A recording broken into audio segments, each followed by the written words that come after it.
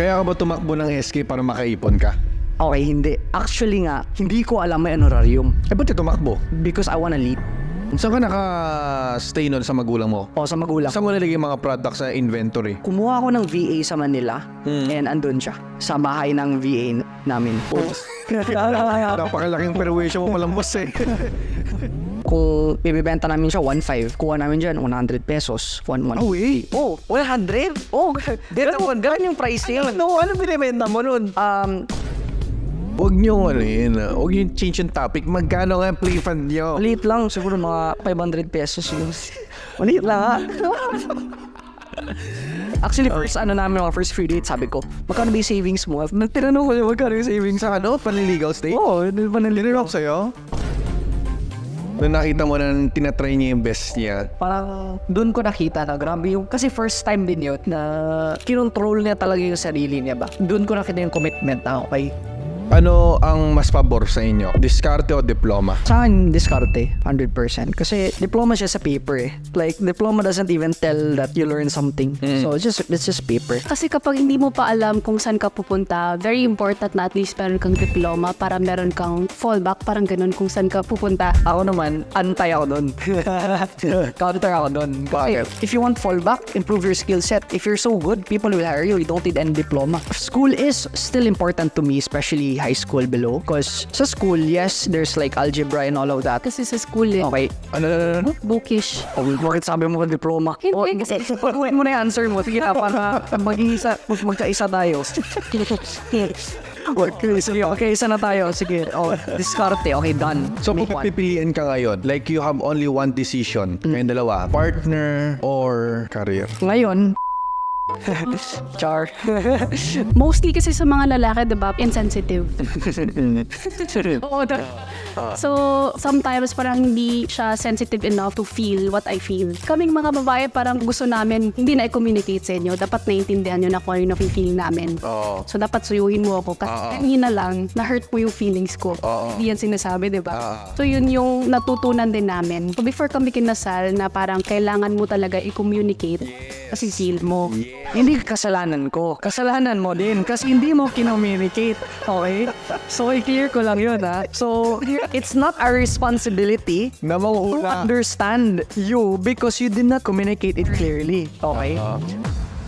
Hi, my name is Fibo and I've helped 4,000 plus entrepreneurs generate over 10 billion in total sales. And welcome to Lazy Genius Podcast. Congratulations, nakapunta ka na rin dito sa ating munting podcast, dito sa Lazy Genius Podcast.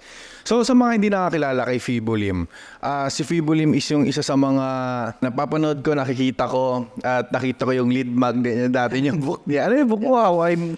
Millionaire 22. Oh, so, Millionaire 22, no? Yeah. Nung nabasa ko yun, I was in the age ko, mga nasa teens pa ako nun eh. Yeah. Sabi ko, hala ka? Posible pala. Sabi ko, posible pala yun. So, yun nga, nagsascribe ako sa email list mo, nagsasend ka ng mga lahat, pinapakinggan ko lahat mga interviews mo rin before and everything. And then, sakto, we meet few months before. Yeah. And then, nagbigay tayo ng value to each other. And ngayon, gusto ko sana na may interview ka na dito sa Lazy Genius Podcast dahil nga, sabi mo kanina, you help business people dito sa Pilipinas na, hinhelp mo sila 10 billion? Yeah, in total sales. 10 billion in Yeah. total sales. Pingin 1 billion dyan, no? So, hindi ka naman hiya sabihin na 10 billion. Talagang confident ka na 10 billion sales yung mo. Yes, probably more than because you cannot literally count. But this is just based on the case studies and testimonials that we've received. Oh, okay. So ngayon, entrepreneur ka at alam kong marami ka nang natulungan ng mga Pilipino na dumami yung sales nila using your own strategies. Tama? Yeah. And ang question ko naman is, bago ka maging entrepreneur ngayon, sino ba si Fibo Lim nung bata? That's why I always say sa lahat ng tao, well, for me, this is a personal belief lang, no? For me kasi entrepreneurship is a calling. So, a lot of people just want to become an entrepreneur just because they see the lifestyle, they see the money, they see the whatsoever. Pero when they try to do it, they fail. Because when I went through my journey as an entrepreneur, doon ko na-realize na, hindi talaga to pwede sa lahat.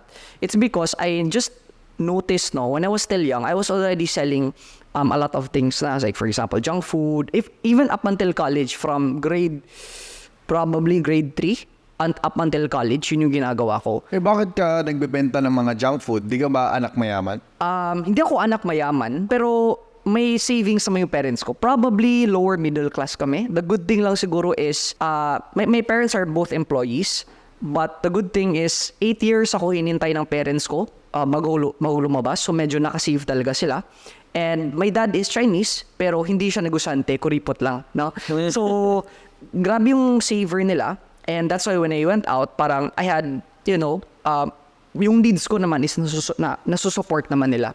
So, however, the reason why nagnegosyo ko, it's really not because of money. I don't even know why, but I just love the process of selling. Actually, yung kita ko, binibigay ko sa mom ko. So, it started, I remember this very clearly, no? May gusto ko, may favorite kasi ako na, Shanghai Lumpia. And, alam mo yung orange? Ay, favorite ko din yan. Alam mo yung orange? So, halos everyday ko kasi siya kinakain. Pero sa school, na-notice ko, walang sari-sari store nearby. Basta parang sobrang layo pa. And wala nang binibenta na ganun sa canteen, all of that. So, sabi ko, what if ibenta ko siya? So, what happened is, I think piso lang siya sari-sari store, pero trinay ko siya ibenta na 5 pesos sa mga kaklase ko. So, yung explanation ko dun, parang 4 na piso, ngayon 3 na lang siya. Pero dati 4 pa yun, sabi ko, piso isa, yung other piso, kita ko. So, at first, parang dalawang ganun lang din nila ako, binenta ko. 5 pesos, and then after that, nag-work. So, bumalik ako the following day, nagdala ako ng isang pack, naubos. Up until dumating yung time na ang dala ko, 3 bags. Yung isa, books ko, yung dalawa is supply ko sa Shanghai Lumpia. So, more on, yung dala-dala mo is more on pang benta, hindi mga libro. And that was my first experience in selling, no? And looking back, doon ko na-realize na even if I don't have the sales skills or whatsoever, kasi I'm an introvert ako, wala akong masyadong friends kasi sa school. Mayain ka. Mayain ako. Pero sabi ko, I had an offer kasi that no one offered that time. Kumbaga, monopoly ako. And I had an irresistible offer. When you try it, you're gonna repeat, you're gonna buy again. So that was the first time that I experienced. And syempre, the business died because when my friends noticed how much I'm making, they started to sell the same thing. Oh, eh? Yeah. And then from 5 pesos, they sold mga 2 pesos na lang yung Nagkaroon ka ng competitor. Nagkaroon ng competitor. And that was when parang I stopped the Shanghai Lumpia, and then eventually, bro, nagiging sari-sari store talaga ako kasi nagdala ako. As in, sari-sari talaga. Yung maraming iba-iba. So, yung upuan ko, nilalagyan ko ng mga kulang na lang, bro, soft drinks. Sabi ko, paano ko ba madadali ito? So, yun. That happened till college. I don't know, I just love the process of just selling, and then... Pero may tanong ako. Yeah. Tataka ako, nagkaroon ka ng mini sari-sari store doon sa school mo. Ang iniisip ko, bakit ka nag-try ng ganun kung namimit naman yung mga needs at mga wants mo? Okay, that's a good question, no? So, I think it's because I enjoy siguro solving problems. Kasi looking back, yun yung nagiging problem ko na, alam mo yun, parang nagugutom ako in between class and gusto kong kumain but hihintayin mo pa yung break. But if there was like someone in the class selling junk foods, di ba? So, alam mo yun, di ko alam but yeah, I really think it's about, I enjoy the process of solving problems of other people. So, it just gives me fulfillment. Looking back, no? Kasi that's also my question Kasi yung pera binibigay ko sa mom ko. I don't even spend it. So, bakit ko siya ginagawa? So yung kinikita mo doon sa mini sari-sari store, binibigay mo sa Binibigay ko sa mom ko. Ba't mo siya binibigay? Hindi mo na siya ginagasa sa mga gusto? Kasi wala naman akong, I don't have anything to spend it for. Because I was raised up in a very matipid talaga na family. Na basta sobrang tipid. Ganito na lang, bro. May mga paper plates, right? So after you use it, what do you do with it? Tinatapon. Okay. My parents recycle it. Paano? Hugasan. Oh, yeah. And use it sa next. Talagang tipid talaga. Tipid talaga. And I grew up with that mindset na every peso really counts. So talagang I have no... Nung binibigay mo yung kita mo sa magulang mo, Ano yung reaction nila? Wait lang, nag-aaral pa tong batang to Ba't to binibigyan ng pera na to? Saan nanggagaling? Probably, they're happy. Actually, my mom even told me na may gusto kong toy. And then parang, Mom, I want to buy this toy. And then nag-i-inquire kami. Ako pa mismo yung nagsasabi sa uy, mahal naman yan. Ma'am, huwag na natin bilhin kasi parang mahal lang to. Hanap tayo ng iba. Parang ganun. So, my mom told me just recently, and I'm happy na na-appreciate yun ng mom ko. And I'm really happy din na my parents taught me the value ng pagsisave. Kaya, when I grew up, parang nag-wonder din ako, bakit yung mga Pilipino mahirapan sila mag-save? And that was when I realized, saving for me is no longer, is effortless na. Yes. So that's how I grew up eh. Yes. The problem ko naman is I don't know how to start a business. I don't know how to, no business experience. My parents are employees all their life. Yeah. So hanggang pagka-college mo, yun yung lagi mong ginagawa. While yung mga magulang mo is nagtatrabaho as an employee. So, nung Yes. college ka, anong course yung kinuha mo? Accountancy. Actually, yung first, wait lang, before that pala, I would like to share na we live kasi sa parang around the squatters area. So, I remember na my parents buy me a toy, tapos na-notice ko hindi na siya masyadong ginagamit. Binibenta ko siya ng piso sa mga kapitbahay ko. So, at that time, parang, masaya ako kasi I am able to monetize. Yes. But looking back, sabi ko, parang mas mahal pa yung bili ko sa toy kaysa sa pagbibenta ko ng piso sa mga kapitbahay. Wala lang, parang natawa ako. Anyways, going back. So, yung first course ko is BS Entrepreneurship because I really want to become an entrepreneur. And BS Entrepreneurship ako. Kaya lang I noticed na yung training, parang mas maganda yung training sa accountancy. So, at second semester, nag-shift ako to BS Accountancy. Ano yung nakita mong pagkaiba ng BS in Entrepreneurship at ang accountancy sa pagiging negosyante? Okay. At that time kasi, when I went to college, yung mindset ko is, I'm going to college because I want to grow. So, that means personality development, not specifically being a businessman talaga, Yes. but I just want to grow personality development wise. The problem kasi sa classmates ko that time was we go to a computer shop almost every day, play Dota. So tapos nagtatanungan ba sila, ano papasok tayo ngayon? Parang do you still have to ask that question na Yes. may luxury ka na nga nag-play ng Dota tapos parang di pa tapos yung game, ano papasok tayo? Parang I don't want to be in an environment na ganun. And then when I saw kasi mga accountancy, parang grabe yung aral nila. Parang gusto ko ma-push ako to the limits ko. So mas nagustuhan mo yung environment na talagang kayod hanggang makapagtapos. Yes. So parang grabe yung kasi sa accountancy parang library school. Tapos makita ko na parang nakita ko na nahirapan sila sa lessons nila. And then yun, yung environment, yung struggle. And sabi ko, ba't di ka na lang naging mag-abogado? Mas mahirap pa. hindi, kasi wala pa namang, you need a 4-year course before you become a lawyer. So, you want the struggle talaga? I want to struggle. Actually nga, Grabe ng pangarap yun. I want to struggle. I want the struggle because I want to grow habang bata. Yes. Na, what I mean is, alam ko in life, I'm gonna experience a lot of challenges. So, why not ma-mold na lang ako habang college pa ako na wala akong risk. So, the only risk is you're gonna fail for the subject. Yes. So, that's when I learned, when I shifted from BA to accountancy, nakita ko talaga yung difference sa mindset, difference sa environment to the point ganito. Sa BA, pang mag-aaral ka, parang everybody looks at you. Parang nerd. Ngayon, sa accountancy is, if hindi ka mag-aaral, everybody studies. If hindi ka mag-aaral, and then you fail, parang people will laugh at you because Yes. like, sino ka ba na hindi ka mag-aaral? Yes. Gets mo yung idea. Another, dito sa BA, during exams, you have to study. Dito sa accountancy, dito ko nakita yung pagka-resourceful ng mga accountants. Because dito, during exams, we just read the book. Dito sa accountancy, instead of just reading the book, someone from your classmates or from your batchmates gets the exam sa mga previous exams niya.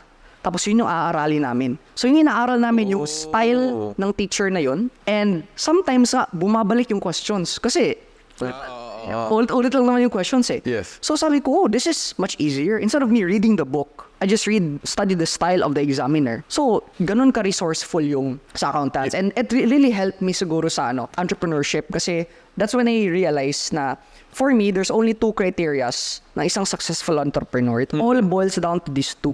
Okay. Number 1 is action taker. Meaning, if may gagawin, you execute ka agad. Yes. Number 2 is being resourceful. Meaning, if you don't have the resources, you find other ways to make it happen. Yes. So other people will say, how about patience? How about knowledge? How about, look at this, yung knowledge, if you're just action taker ka lang tsaka resourceful ka lang, you're able to learn Yes, totoo yun. on your own. Kasi you keep on execute Yes. So yun, that's what I realized. So masasabi mo ba sa mga nag-aaral ngayon ng BSE in entrepreneurship, maling desisyon? Mas maganda ba na mag-aral ng accountancy? Kung gusto nila maging negosyante, accountancy is better than entrepreneurship. In my opinion, yes. Because of what I went through. Ready ka na sa mga comments. Sige. Yeah, of course. So masasabi mo talaga na mas suhulma ka maging negosyante sa accountancy dahil dun sa environment ba? Dahil dun sa character development? Or dahil sa learnings? Dahil sa mostly character development. Dahil sa character development. So, yun. Because at the end of the day, the reason why most entrepreneurs hindi nila ma-achieve yung desired outcome nila despite they're in the right vehicle. Yes. Kasi kulang sila ng character Like, you don't know how to deal problems, hindi ka sanay sa pressure. And that's what we felt sa accountancy. Just imagine this, no? We almost have no social life. And that's Yes. where I experienced. Parang, nung nag-entrepreneur ako, it's nothing new. So yun, that's what I realized. So nagtapos ka nga? Nakapagtapos ako. Oo. Pero hindi ako nakapagtapos as BS accountancy because I failed para an exam. So BS accounting technology ako, but I was still able to finish my school. But I almost dropped out because pumasok ako sa network marketing. Almost drop out? Almost dropped out. 3rd year, I almost dropped out. Power ka? Oh, and ang nangyari yun, ang nangyari doon is I failed bagsak na yung subjects ko. Sabi ko, if I will pass, ano na yun, pa 4th year na ako. Sabi ko, if I will pass the finals, alright, kahit 75, kahit 3.0 lang, ituloy ko na to. Pero pag magsak ako, stop na. Possible stop na ako. Pero good thing na pumasa ako 3.0. That was my first 3.0. First ever. Masaya ka na doon. Masaya ako doon kasi sabi ko, okay, God is telling me to push my studies. So I'll just continue my studies.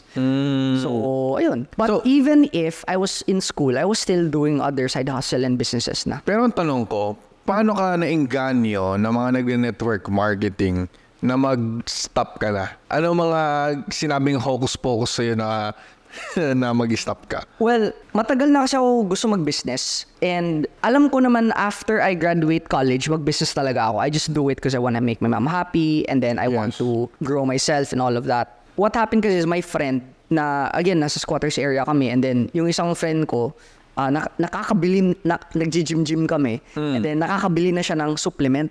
Whey supplement. Then for me, that's a luxury. Yes, totoo yun. Sa mga squatter. Okay? So, sabi ko, what did you do? And then that's when, sabi ng network marketing daw siya, ganon. And kumbaga, yung nag-invite sa akin is isang squatter. Parang ganon. Pero friend ko siya. Okay? Kaibigan ko naman siya. So magandang testimonial para sa iyo. So yun, nung dinisa sa akin, binary and all of that, sabi ko, maganda to. And tingin ko, kaya ko siya. So that's when pumasok ako. And nung pumasok mo ako, one head muna. Nag-attend muna ako ng seminar. And then may natutunan ako sa seminar. Sabi ko, nga, tama eh. So sabi ko, okay, kuha ko ng 3 heads, gawin ko na to. But the main reason why I went all in and gawin ko na siya, it's because when I learned from the seminar, sabi ko, this can really help grow my character. So from the start na, sabi ko sa sarili ko, my goal is yumaman, but if hindi, okay lang, gawin ko pa rin siya as long as it's still improving who I am. So ginawa ko lahat, flyering, musakal, kumakausap ako ng 10 strangers a day. Yung sa jeep, papunta ako sa school. So, kinakausap ko yung sinasabi ko. Kahit obvious naman, for example, ano yung tawag doon? O kunyari sa jeep tayo ngayon. No? For example, sumasakay tayo. May bayad, no? May bayad. Saan yan, kuya? Saan daw? Anong school po kayo? Excuse me, anong school po kayo? Tagalog na lang to kasi parang Bisaya yung Sige. Spelling school po kayo. Pero obvious naman bro kasi yung uniform mo. Sa ano ako? Sa Binil. Anong course? Accountancy ba? Accountancy. Actually may friend din ako na accountancy din. Sa anong year ka ba? Ay, batch ano ko? 105. 105. Oo, Okay. bakit? Kumusta yung so far mga teachers doon? Ayun, nakakabanas nga eh. Pero okay naman, aral lang. Magagalit si mama pag nag-drop ako eh. Yeah. Ako din, iisip ko din mag-accountancy din eh. And all of that. Accountancy? I-shortcut na natin. So, gagawin ko, bro, by the way, pahingin ang number mo, baka nakalimutan ko ano yung pitch ko nun eh. Nakalimutan ko talaga ano yung pitch ko nun. Basta humingi ako ng number. Pero sabi ko sa sarili ko, Ito yung number ko. kunin ko. Nakalimutan ko ano yung sinabi ko, anong pitch ko doon. Basta, my goal is to ask for 10 numbers from strangers. Okay? But the reason why I do that is, sabi ko, even if I don't close them, I went out of my comfort zone. So I was able to, grow ako. So, di ka takot sa rejection? Takot ako sa rejection. But I just did it. Because at the end of the day, walang mawawala sa life ko if I don't do it, but everything improves. Yes. Diba? Kasi at the end of the day, if I get your number, it's up to me if I'm gonna sell your follow-up sa'yo. Yes. But if I got your number, that's for me self-improvement. Kasi I went out of my comfort zone eh. So, doon ako nag-grow talaga sa network marketing. Grabe no, nagpipitch ka sa jeep no.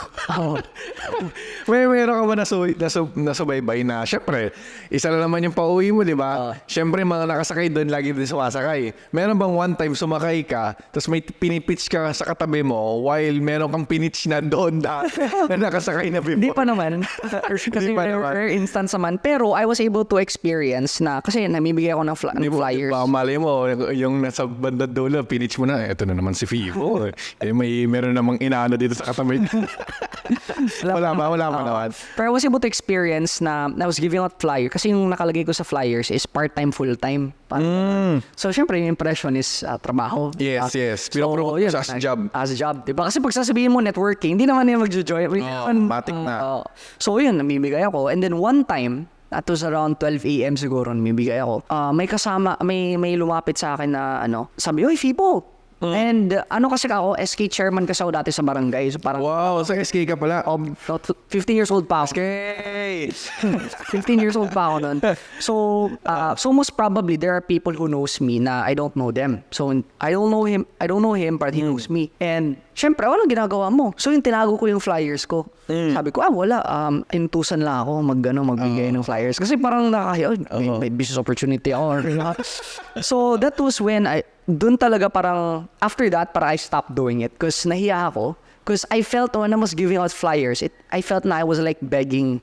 Yes. Parang nasira yung dignity ko ba? Kasi, gusto mo na And yun yung journey wherein I started to learn, is there a way where I can do this? Or is there a way to make money without experiencing rejection? Because it's very hard. Even if sa seminar sinasabi na, eat rejection, breakfast, lunch, dinner, and all of that. It's still, if it's not kung hindi pasok sa personality mo, sobrang hirap. Di kaya ng appetite mo na biotech talaga. So, that was when I learned online marketing. I searched on the internet how to make money online. And then, Tanong, bago ko sumali sa networking, syempre magbabayad ka. Sabi mo mga 3 heads. Saan mo nakuha yun? Okay, good question. Kung galing ka sa, di ba, sa lower middle class, good question. area ka. So, do you remember na SK chairman ako? Di ba? Sinabi ko. So, syempre may honorarium kami. Okay. So, may honorarium kami and meron na ako na parang na-save up na konting pera. So, may enough funds ako pang invest sa kasi magkano lang naman yun, bro? 4,000. Kung 3 heads yun, 12,000. Okay? And yung honorarium ko, mga 12K per month. Ngayon, 12K per month, syempre hindi yun buo kasi I buy snacks for my SK and all of that. So, Ito ang tanong, kaya ka ba tumakbo ng SK para makaipon ka? okay, hindi. Actually nga, hindi ko alam may honorarium. Ba't ka tumakbo? Because I wanna lead. Oh. Sabi ko, when 2010 to, nakita ko kasi yung relative ko tumakbo pero natalo. Sabi ko, I wanna become SK, like I want to. Kasi nakita ko, parang madumi yung barangay, ganun. So, sabi ko, ngayon ko lang na-realize, solving problems. Ay, oo. Connect na siya. No? Kasi, so, nagsulat ako ng parang plataforma ko at wow. What? Talaga na tawa na. At age 12. 12? Nagsusulat ka ng plataforma mo? 2010. Grabe. Not 2007 ata. Basta, age 12. Kasi 15 ako tumakbo eh. So, ako yung youngest sa Cebu City na SK chairman kasi 15 years old pala ako. Kumbaga, minoryedad ka pa. Paano ka nanalo? Nirapan ako manalo because hindi naman ako kilala sa barangay. Oo nga. Okay. Pero good thing na sa determination ko na gustong manalo, nagpa-project na ako before sa election pa lang. Paano yung project na ginagawa mo nun? Yeah, as simple as feeding, fun run, yung mga activities. So what happened is, yung mga, parang na-notice, sino ba to? Bakit nagpa-project to? I'm just grateful na my mom was able to support and help. Kasi kailangan ng funding yun eh. And my mom, sige, pero magkano lang naman yung feeding, di ba? Tsaka fun run. Yes. But it still needs capital pa din or funding. So, ayun, nagpa-project na ako before talaga ako tumakbo. Ano reaction mo na nanalo ka? Siyempre, umiyak ako. Parang priceless. Because it's my First time. I wanna lead talaga. To the point na Mas naiyak ka pa dyan sa pananalo ng SK mo kaysa nung nakatungtong ka sa college diploma. sa college diploma, parang I was even doubting if I'm gonna pass that. But I graduated cum laude. Wow, Pero iniisip ko, papasok ako, useless na yung medal ko. Pero ano lang yun, parang for my parents ba? Kasi I really, grabe yung utang na loob ko sa parents ko. Kasi I really felt their love. Kasi hindi naman sila ganun kayaman. Saver sila, but when it comes to me, parang mas less yung saver nila. So parang nafe-feel ko yun. Yung sacrifices na ginawa nila. Sacrifices nila. Yun, medyo, I'm happy din na na-appreciate ko at an early age. So yun, that's my way of giving back. So, naging SK ka, nakaipong ka, pinambili mo ng 3 heads sa networking, na-reject ka, natuklasan mo na yung network marketing. Ay, yung online marketing. Tama ba? Correct. Diba? Oo. So, ngayon, ang tanong, ano networking yan? Yung nasalayan ko first, isang networking lang naman nasalayan ko, front row. Front row. Front row. So, nung nag-front row ka, is na-reject and everything. So, ayaw mo na ma-reject, kaya ka nag-online marketing na ngayon. So, ngayon, nung nag-online marketing ka, ano na nangyari nun? Actually nga, before nag-online, marami pa akong pinasukan in between, no? Like, benta ko ng insurance, benta ko ng real estate, mga ganun-ganon. And then I realized na, bakit ang hirap makabenta? Akala ko, vehicle yung problem ko. Kasi, baka networking, parang, di ba, it's like dirty. So, try ko insurance. Pero syempre, yung strategy na ginagamit ko, same sa networking. Actually, kami na nun, sinasamahan ko, sabi ko, love, sabi ko, lang, benta tayo ng insurance. So, Ano reaction niya? sige, ganun. Paano? Sabi ko, punta tayo sa Ayala. Tapos di ba may mga outdoor na mga upuan doon? Giga lang. Jeep pa muna. Okay. So, ano gagawin? Ay, itong gagawin natin. Ipapasurvey natin sila. Tapos, yun, bibentahan natin. Yung mga coffee shop ba? May mga outdoor sa isa. Kaya na nun or nililigaw mo pa lang siya nun? Parang early kami. Parang So yun, parang... Ayun yung date nyo sa labas. Hindi, kasi yung ano ko naman doon is... payaman mindset talaga ako eh. So parang kahit kami na, yung priority ko pa muna is, okay, paano ko yumaman?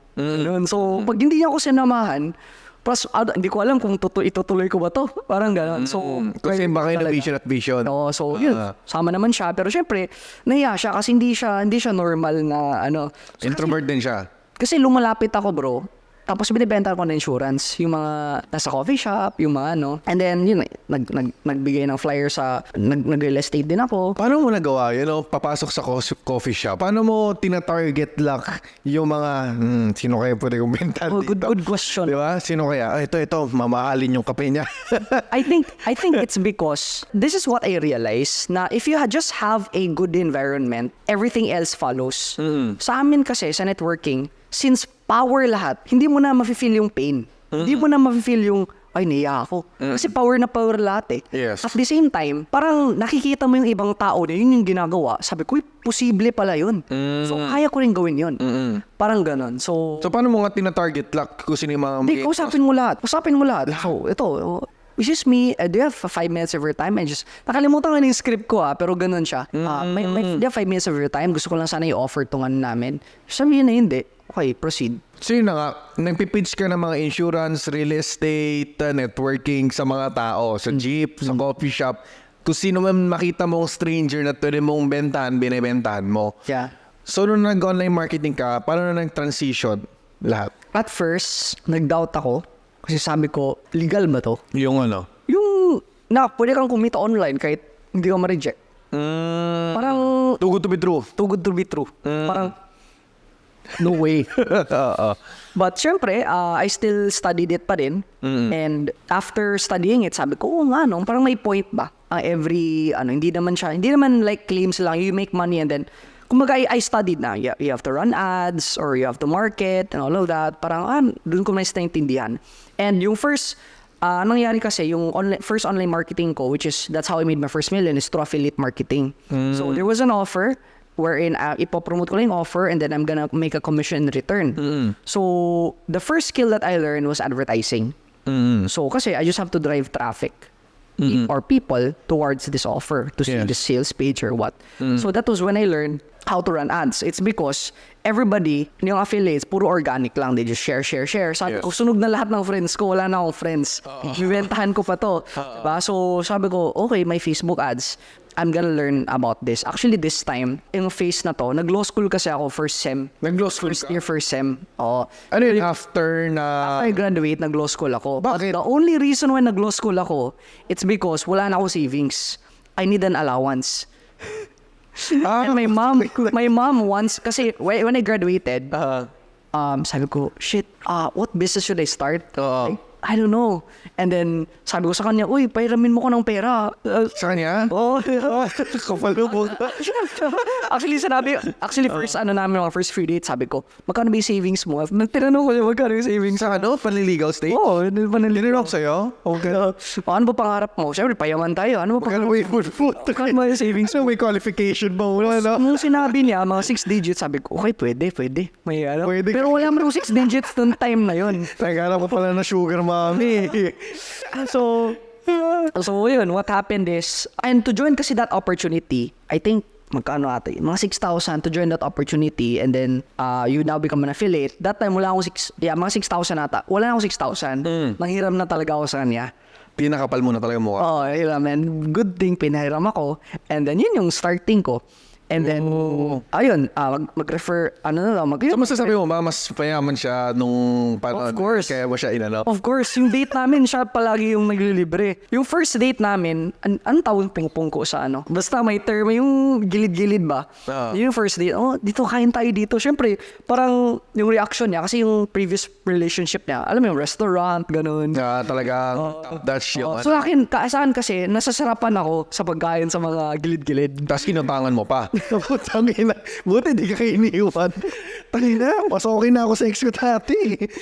So, saan na tayo? So yun na nga, nautang ka na 6,000 para makasali ka doon sa affiliate. Yun. Yes. Tapos nakapag-affiliate ka na ng madami, magkano yung kinita mo na nung naka-affiliate ka? Nahit ko talaga yung first million ko na Sa pag-affiliate, binalik mo yung 6,000. parang hindi ko binalik ka. Ngayon, pero nanglilibre na ako. Tabi-tabi, restaurant na. Hindi, mga restaurant na. Pero hindi social na restaurant that time. Mga ano lang ba? Mga Pizza Hut, mga... Restaurant na yun sa'yo.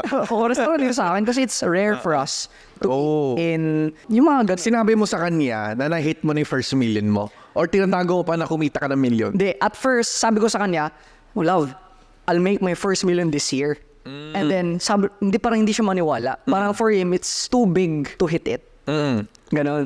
So, at that time kasi nagtrabaho siya sa Toyota as agent. Parang siya sa, love, paunahan tayo, first million. And then, yun parang... wow. Parang may challenge yun. May challenge. Pero, hindi, I even thought na we were not meant for each other. Kasi in terms of mindset, parang super payaman mindset ako.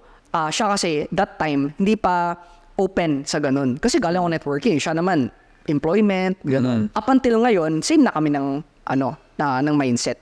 Pero that time, parang iniisip ko kung is this person for me? Kasi she won't even believe na goal ko mag-hit ng first million ko this year. And then yun, nung first 100,000 ko, nung winidraw ko, talaga, like, uy, love, mag-ingat ka, mag-taxi ka, mag-ano ka. Kasi parang million na din yung dinala mo, especially na that's your first time na na-hit mo yung, I think that I was around 21 at that time. So yun, it took me from the start ng affiliate probably around 6 months to make my first million. And then, bilis. yeah. And Kano then, commission mo nun kada sale? anong 30% yung commission. So magkano siya? Wait lang, iniisip ko. 3,000 kasi yung offer and then 1K yung commission. So 1K kung 1 million, so Oo, ilan yun? mga 1,000, ganon. 1,000 Oh, mga ganun. But may mga upsell pa kasi. Tapos may commission ka pa sa upsells. Oh, okay. Something like that. Oh. And it took me, actually, from 18 to 22, that was the time. Kasi 18 talaga ako nag-start. So yeah, I wanna make my first month. 18, ilan yan? 4 years? 4 years. It took me 4 years to earn my first million, but only 1 month to earn my second million. So that's when I realized na the first million is the hardest. Kasi after I made my first million, the following month, I made my second million. Pero I made my second million to another business na. Oh. So, sabi ko, parang I already have the skill set. Di, alam niya na nga na may million ka na. Alam niya. Anong reaction mo nun? Dapat nandito eh. Ay mo? Tingnan na. Anong reaction mo daw? Masaya naman. So, nung una, 1 million mo affiliate. Yes. Pangalawang business, 1 million ulit. Anong business yun? Ano siya? Hindi. Yung second is, tawag nito, e-commerce, dropshipping, yung you just have to sell. Local dropshipping, international. Local dropshipping. Oh, so saan ka naghanap na? Di ba dropshipping supposed to be... Sorry, not dropshipping, e-com. White labeling. No, just parang arbitrage lang. So, just buying it at 100, selling it for 1,000, ganon. Pero nire-rebrand mo or brand pa rin No supplier? No brand. General merchandise. General merchandise siya. Tapos binibenta mo siya sa ano. So, namumuuna ka pa for inventory. Correct. Namumuuna ka ng inventory. Correct. So, saan ka nakatira ngayon, nung panahon na yan? Nakabukod na kayo? Hindi pa. Siguro nakabukod kami just 2 years ago eh. So, fresh pa. Oo. So we stayed there talaga kasi ito like a home. Saan ka naka-stay nun sa magulang mo? Sa magulang. Saan mo nilagay mga products sa inventory? Kumuha ako ng VA sa Manila and andun siya sa VA sa Manila. Sa bahay ng VA namin. Napakalaking perwisyo mo palang boss eh. Nag-apply ka lang as VA, no? Naging warehouse ka patuloy. Pumayag ka man. Nag-apply ka ng VA. Ngayon ko lang na-realize yun. Nag-apply ka as VA, no? Tapos biglang may kumatok. Shopee! Ang laki ng truck ko. Yeah. Ang galing. So, saan ka bumibili ng merchandise sa China pa? Yes, China. Tapos dinadala mo dito. Tapos ano yung way of selling that? Anong... Facebook ads. Nung time na yun, Shopify with your own website or Shopify. fulfilled by Shopify? Shopify. So siya na yung nagpo-fulfill yung VA. Yes, correct. So hindi lang siya VA. Wala ron. Taga-bantay ng stock, taga-ship, manpower. Taga-encode siya bro, lahat. Taga-encode. Magkano sahod mo sa kanya? Nakalimutan ko na. Siguro, Huwag mo na sabihin baka. 15 siguro. Or Okay. 15. So, yun, first million. Isa lang VA mo nun? Naging dalawa. Pero Ako dalawa lang. 1 million, dalawang VA, that's good. Yeah. That's bad for the VA. It's May bonus naman. it's Shopify kasi hindi siya messaging eh. So, Yes. alam mo yun. Pag may bumili na, basta taga-fulfill na lang sila. Taga-fulfill. Taga-fulfill. Taga-encode. Tapos, yun lang. Yun yung ginagawa niya. Ang laki. Kasi nung ako nag-e-commerce ako ng mga bandang 2017, ang mga empleyado ko noon is umabot na 6 to 8 ata. Hindi ko makalimutan. Pero yung income ko mga nasa 1 din. Yeah, to 1.5. Pero ikaw, 2 lang. Yeah, dalawa. So, hindi ko ma-compose out ako kung ano yung flow ng orders. Mas lalo ko pag 1 million yung kinita mo, tas general merchandise, syempre, malit lang yung profit margin. Kapag malit, Profit margin is high. hindi, I mean yung total na net income mo per, sabihin natin, 500. Magkano ba yung yung average Kasi order value? Around, yung AOV, mga 1,000 plus. Mga 1.5 to 2, mga ganon. Mga 1K to 2,000. So, ibig sabihin ba nun is, bago mo ma-hit yung first million, you need to sell a lot of volume orders. Volume na, madami na. Correct. Diba? Pero 30 days naman yun eh. Tsaka mataas kasi yung yung profit kasi. Kung bibibenta namin siya 1.5, kuha namin dyan 100 pesos. Oh, eh? Oh. 100? Oh, ganun yung pricing. Ano binibenta mo nun? Ganun yung pricing. That's why, like, what we sell kasi are things that solves a problem or things that is parang amazing product siya ba? Ito, explain mo, i-elaborate, i-explain mo na maayos na nandito. Kasi ako, gumawa ko content. Bumili ako ng damit 100 sa Taytay. Binenta ko ng 1,000. Yeah. Ang dami nagbabash sa comment na, ulululu, hindi yung totoo. Kala mo talaga, ganyan-ganyan. Ikaw, mas unbelievable pa. Yeah. Kasi 1,000 ay 100. Tapos na-flip mo ng 1,500 to 2K. Yeah. So, ang tanong, what's the product? So, gen merch kasi kami. So, iba't ibang products. So, but one of our winning products is katulad ng, ano yun? Hindi na siya winning ngayon. Most probably not. Kasi namamatay kasi siya So, for example, if aware ka sa yung bag na anti-theft bag. Anti-theft bag. Meron din kami pang dog. Yung comb na may vacuum yung basta parang may vacuum para yung fur. Okay. Like that. But wala kasi kaming like we just test every day something new. So whatever hits, okay, it hits. And then we test more products and it hits. So, sino nagturo sa'yo mag-e-commerce? Okay, I have a partner naman dun. So, may partner ako and siya nag-i-e-com na siya. So, nag-meet kami one time and then nag-i-e-com na siya and then we decide, okay, let's partner on this. So, after that nga, initially kasi, we did that. Yung partner ko, I was 22 by that time. Yung partner ko, 17 years old from Cagayan de Oro. 17? 17 years old. Oh. High school pa lang siya nung time na yun. Pero kinita niya yung first million niya before we partnered. But what happened kasi, is we thought of an opportunity ba? Now, what if let's create a course about e-com, what you're doing, but before natin i-create ng course, let's do it first. So, the initial talaga doon is gawin muna natin, create tayong process, and then ituro natin. Para may case study na. Para may case study. Oh, okay. So, yun yung nangyari. Di ba, sabi mo nga kanina, second million mo, doon mo na-earn sa e-commerce. Correct. Tapos, Third million, Doon pa rin. sa pero sabay-sabay na yun eh. So, third, fourth million, and so on. oh, okay.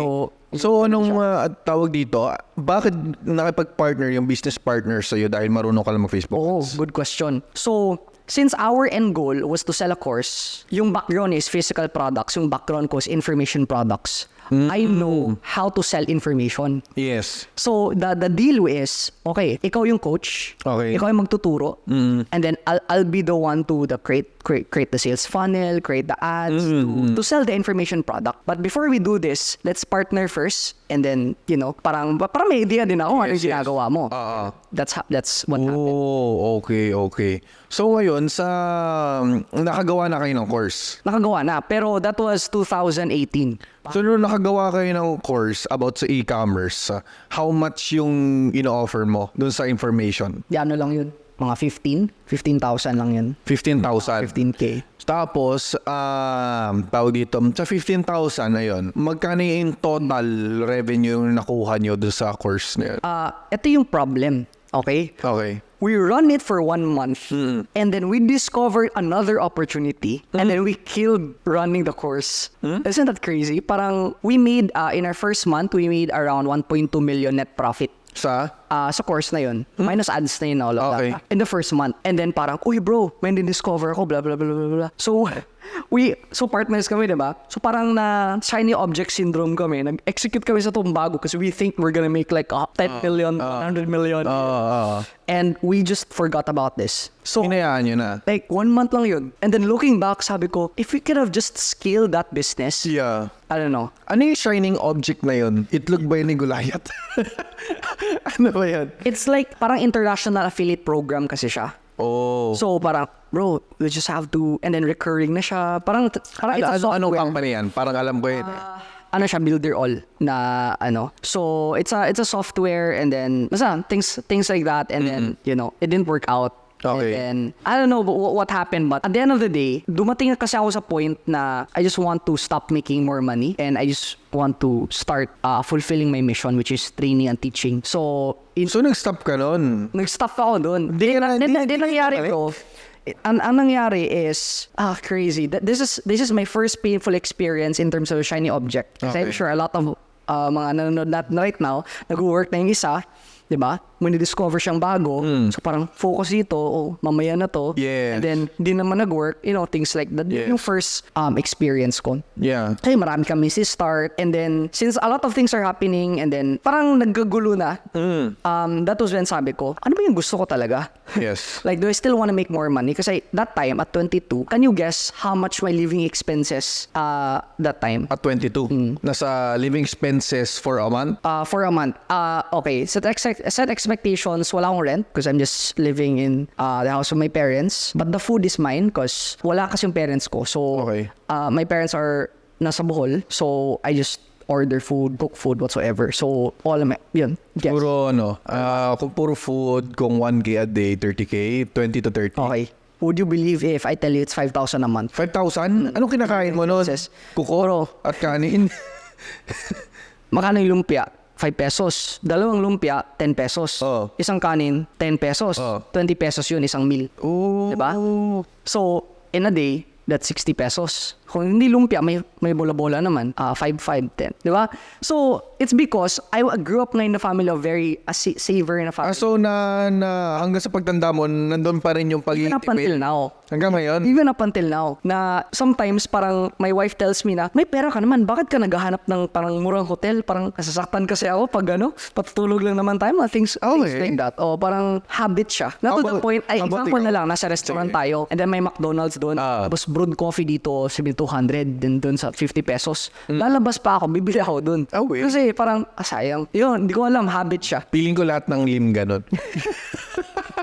Last time pa lang alam ko na eh. Pero yun nga, syempre, magiging hindi naman siya problem in a relationship na yung isa sobrang tipid. Naging problem siya sa amin. Oo nga, A lot hindi of nga siya fights. magiging problem siya sa isang relasyon. Depende sa partner. Depende sa partner. Oo. So, gusto ko lang malaman, ano yung naging Ako daw muna. Sige. ano yung naging struggles niyo? Siyempre, pagiging tipid ka, Okay. siyempre, minsan gusto ng partner natin na mag-splurge na. Yeah. Man lang na may hotel na may pool, mga gano'n. Correct. Or kumain man lang sa Unli Buffet. Yeah. So there was one time na sabi ko, love, sige, libre ko, barbecue. So, pero yung barbecue, ano naman, Talaga, no? kung ito yung luxury, ito yung mga gitna naman na barbecue. So, ayun, nilibre ko siya. And then, sabi niya, gusto daw mag-order ng soft drinks. I think magkano soft drink, mga 25 pesos. Sabi ko, love, may sari-sari store naman sa labas. After natin kumain, bilhin na lang tayo doon, 15 pesos lang. So, sa akin, talaga, kasi it's just the same soft drinks. You just have to walk like a few seconds and then you save 10 pesos. Sa kanya na-hurt siya. Parang for her, she's not valued. So, parang nag-away kami doon. Just because of the soft drinks. Sabi ko, sige na nga, order soft drinks. Siyempre, pag ayaw na niya uminom kasi Galit na. Sabi ko, nag-order ako ng soft drinks. So, siyempre, mas na-trigger ako kasi ayaw ko nga mag-order. Nag-order, hindi mo na iinumin. So, before kasi we got married, we attended a workshop kasi. And that's when I realized, we were brought up with different family backgrounds. Yes. From my values. Yes. Na sa family niya, walang budget pag sa food. When it comes to food, they're willing to spend. Yes. Sa family namin, may budget kami sa lahat. So if our budget is 1,000, kasyahin natin na 1,000. Kung budget 500, yun yung So dun din ako na-train. Na for example, bata pa lang ako, sabi, Papa, nauuhaw ako. So, sometimes you can just buy water there, no? And sabi ng Papa, just wait, we're on our way home. We can just drink water when we arrive. Okay. So now, na-acquire ko yun. Shinare ko sa kanya, love, nauuhaw ako. Don't buy kasi mahal. Pauwi naman tayo. Siyempre, nagagalit siya. Ano ba to? Parang di ko papainumin ng tubig. Good thing na we were able to fix that before we got married. Now, it's because of our family background. And since we understand na because of our family background, I understand her and she understands me na. So sino yung masusunod ngayon? Pagiging tipid mo or pagiging hindi tipid? ngayon, I'm less tipid na eh. I'm less tipid nowadays. Kasi yun, parang I detach myself na from money. So, in terms of expenses, she handles anything. Kasi ganyan, makikisingit lang ako. Sige. By my own experience, yung tipid din kasi akong tao. Like, sobrang tipid din. Kasi, syempre, kapag dumating sa family na talagang kuripot, tipid din. Mas lalo yung tati ko abogado plus Ilocano, mas sobrang tipid talaga nun. Kaya ako naging negosyante ng bata ako dahil tinitipid nila ako. Dumating sa point na hanggang pagkakuha ng first million, second million, tipid pa rin talaga ako. Yeah. Pero dumating sa point na what's the purpose of earning a lot of money na hindi ko naman puro enjoy. ipon lang, puro ano. Correct. Tapos doon ko na realize na this is not about kung sino yung pinakamaraming ipon. Correct. This is about sino yung nakasulit ng buhay niya. Correct. Parang it's better to die Yeah. na a lot of experiences Yeah. na kaysa mamatay kang napakadami mong pera sa bangko na hindi mo naman nasulit. Yeah. Baga mamamatay ka na sa mundo, may regret ka pa na tanga na, hindi ako nakapag-try ng Wolfgang. Yung parang ganon. Yeah, that's what happened to me. Hindi ko pala na-mention. After kasi networking, yung kita ko sa networking, i-invest ko sa isang traditional business water station and then nalugi siya. And sabi ko, parang napamura ako ba? Kasi parang kumita ako sa mga 6 digits sa networking. Sabi ko, kumita ako 6 digits sa networking. Hindi pa ako nakatikim ng milk tea. Nalugi pa ako sa business ko. Parang dun parang nasaktan ako dun. Kasi nawala yung 6 digits na income na savings ko dahil sa business. I haven't tried buying myself a milk tea. So, slowly it changed, especially attending seminars na dapat may play fund ka. For example, yung play fund the purpose of that is to make yourself feel valuable today. Yes. Parang things like that. So magkano yung play fund mo ngayon? Wife handles it eh. So, Magkano yung play fund nyo ngayon? Magkano? Di ko alam sa kanya. Magkano? I just asked from her and then, okay. Siya nag-handle ng money? Yeah, I don't, Saver. so, pero I'm still a saver pa naman, but less in between na. So I believe na it's about a balance. Balance ba? Wag nyo wag nyo change yung topic. Magkano nga yung play fund nyo? Maliit lang, siguro mga 500 pesos. Magkano? Per month, magkano? Maliit lang Enough lang para ano. 6 digits or 7 digits a month? Maliit nga lang. Sige na nga. Ibang question na nga lang. Sige, sabihin nga natin na nag-online marketing, shiny object, napunta na tayo, hindi ka na bumalik sa pagbebenta ng e-commerce course. Yeah. At nag-focus ka na lang kung saan ka nag-improve at nag-focus ka na lang yung passion mong nagti-teach. Correct. Gusto ko maging speaker. Maging speaker. Kumbaga, Because of? I remember pala, I asked myself, if there is a job na maging retirement, kasi I heard Brother Bo say that, hindi ka naman talaga magre-retire. Parang you only retire if you don't love what you do. Parang ganon. So, sabi niya na, oh, look at me, like, I still do what I do because this is my retirement job.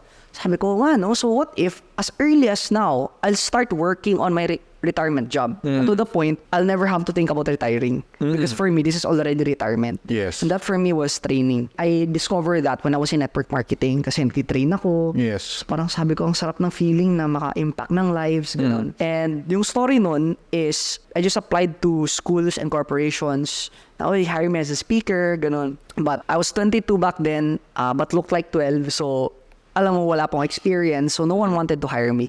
So, it was a challenge kasi like, grabe, libre na nga yung talk ko. You still won't get me. That was when sabi ko, okay, what can I do na control ko? What skills do I have? So, sabi ko, okay, I know how to market. Yes. I have experience in doing events kasi like SK ako. I know how to do marketing. So, what if I'll conduct my own event, market my own event, and hire myself as the speaker? So that's what I did. That's the first, yun yung ginawa ko. Yung first event ko was nag-flop siya. Only one person registered. One person. One person registered. Sino dito? Ay, ikaw. The good thing there is, I already knew na siya lang nag-register, so hindi ko na tinuloy yung event. Pero, Di-refund mo? sabi ko sa kanya na, okay, I'll just refund. Sabi niya, adi, okay lang, I'll wait for the next event. Kasi sabi ko sa kanya, bro, na, we would have to cancel the event because conflict ng schedule. Yung point ko doon, hindi na matutuloy. So, sabi niya, sige, hintayin ko yung next event. So, sabi napaka-isip ko, ka. shit, like, I lied. Fuck, like, I have to, so I had to cover up my lie by doing another event. Oo. And, next event, yung 80 attendees naman. Wow. So, yun yung, So, what did you change doon sa first event at second event kaya naging 80? I changed the messaging, the marketing, the offer. Yun yung mga ginawa ko. So, Hindi ka nagbomba ng ads? kasi nag-ads din ako sa una eh. Gumastos ko parang 20,000 na. 20,000? Oo, 20,000 na yung nag-gastos. Tapos isa lang? Isa lang nag-register. Sabi ko, So, may mali. oh my gosh. So, when I changed the offer, I changed the sales process, I changed the messaging and all of that. Yun, nag-start na pumapasok yung leads. Sabi ko, okay, this is working. So, that was when, so grabe, sobrang saya. Probably that's one of my most happiest moments in my life, yung first event ko. Yung 80 na yon online? Hindi, in person. Saan yun? Saan ginagawa? SM. Parang SM conference. Pero maliit lang. Magkano yung per head? Yung binayad nila. Oo. Dito naman, I lowered it. Parang before it was like 1K per head and then right now, 100 na lang per head para lang maka-attendees ako. So kumbaga, if you sum it all up, it won't cover my expenses. Right? So, bas ka pa nun? So I have to find a way to monetize. Yes. That is when, may way pala, which is what you call, you upsell after the event. So that was the plan. Okay, they come in, I give value, and then I upsell them like a 3-day event. That was my first upsell. Magkano yung upsell mo nun? Probably 30K. Around 30,000. Ilan yung kumuha out of 81? That's something I don't know. I forgot na. Siguro mga 10 or less? Mga 10 to 20. Mga less than 20, more than, somewhere there. A range. Somewhere there, a range. Okay. So, good thing na maraming kumuha. But I did my first table rush. And sabi ko, okay, for the first 17 people to go to the back of the room. And then, no one, like, Okay. nagtitingin lang na sila. Anong feeling? It's so awkward. Kasi, let's go. And then like, and then, okay, you can just get it after the event. And that was when good thing naman na may bumili naman, pero that was when I studied na talaga how to close on stage. Nag-attend talaga ako ng event. Explain mo naman sa manonood. Siyempre, tayo na nakakagets ano ba yung table rush? Okay, that table rush kasi is making people act. In this case, offline event, that's a table rush because they rush going to the table to get the stuff, Yes. right? And the reason why it's a good thing because of the social proof na element, no? Yes. So when you see other people taking action, you wanna follow. It gives you more confidence. So Paano mo na-transition yan? go. Parang yun. Okay lang. Okay lang. Yeah, that's what I said. That's okay. Just get it after the event. And ganito kasi, let me just share what I did before and what I'm doing now. First event yan or second? First event. Yung may table rush? Hindi, yung walang table rush. Yung first event. Nagpa-table rush ako, pero walang nag-table rush. Okay. Pero when I did my second event, yun, natuloy-tuloy na yun. Uy, sabi ko, kuha ko na. So yun, tuloy-tuloy na siya. Ano yung secret sauce mo para magpa-table rush sila? Okay, so may factor na din yun, yung offer and all of that. Urgency and scarcity and all of that. Pero what I did not do before versus right now is this. Everybody's sitting. If you ask them to go to the back of the room, it's a huge commitment from them. Why? Because they don't want to be the first person to stand up and go to the back of the room. Yes. So now, what I do is to incorporate micro commitments. How? Paano? Right. How many of you learned a lot from this training? Okay, show of hands. All right, thank you. How many of you would agree that if you learn and implement this training, it will change your business and your life? Right? If you raise your hand, can you please stand up? Stand up if you raise your hands. Everybody stands up. All right, and then I give the urgency. Okay? So what happens is if you ask them to go to the room standing up versus sitting down, it's easier for them to go to the back of the room. Okay? Second, if one person goes to the back of the room, I point to that person and tell the audience na, uy, nakukuha niyo. So parang, kasi yung social proof, you need one person, doing it before everyone else follows. Right? So that's the... Hindi mo pa naisipan na, siyempre, alam mo maganda yung offer. Yeah. Alam mo maganda yung pero wala na nagtitake action dahil sa kahihiyan na ayaw nila Parang mag-plant ng... Hindi mo naisipan That time naman, yung second time that I did a table rush kasi was in Jensen. And kulang yung manpower. So like I had to do it. Just do it through my own skills. And then nakita ko, it worked. So that was when, okay, kaya ko na siya. Pero natry ka na mag-plant ng other person? Not yet. Kasi the second time that I did it, kulang naman power, di ba? So nung nagawa na ko na siya, sabi ko, kaya ko nang gagawin ulit without any plant. So ang technique is dapat patuyuin na silang lahat? May micro commitment. So raise your hand, stand up, and then, yun. Tumbling. Pag nag-tumbling ka wala, mapupunta na sa likod yan. Ang galing. So after that, magkano yung kinikita mo niyan mga events mo na yan?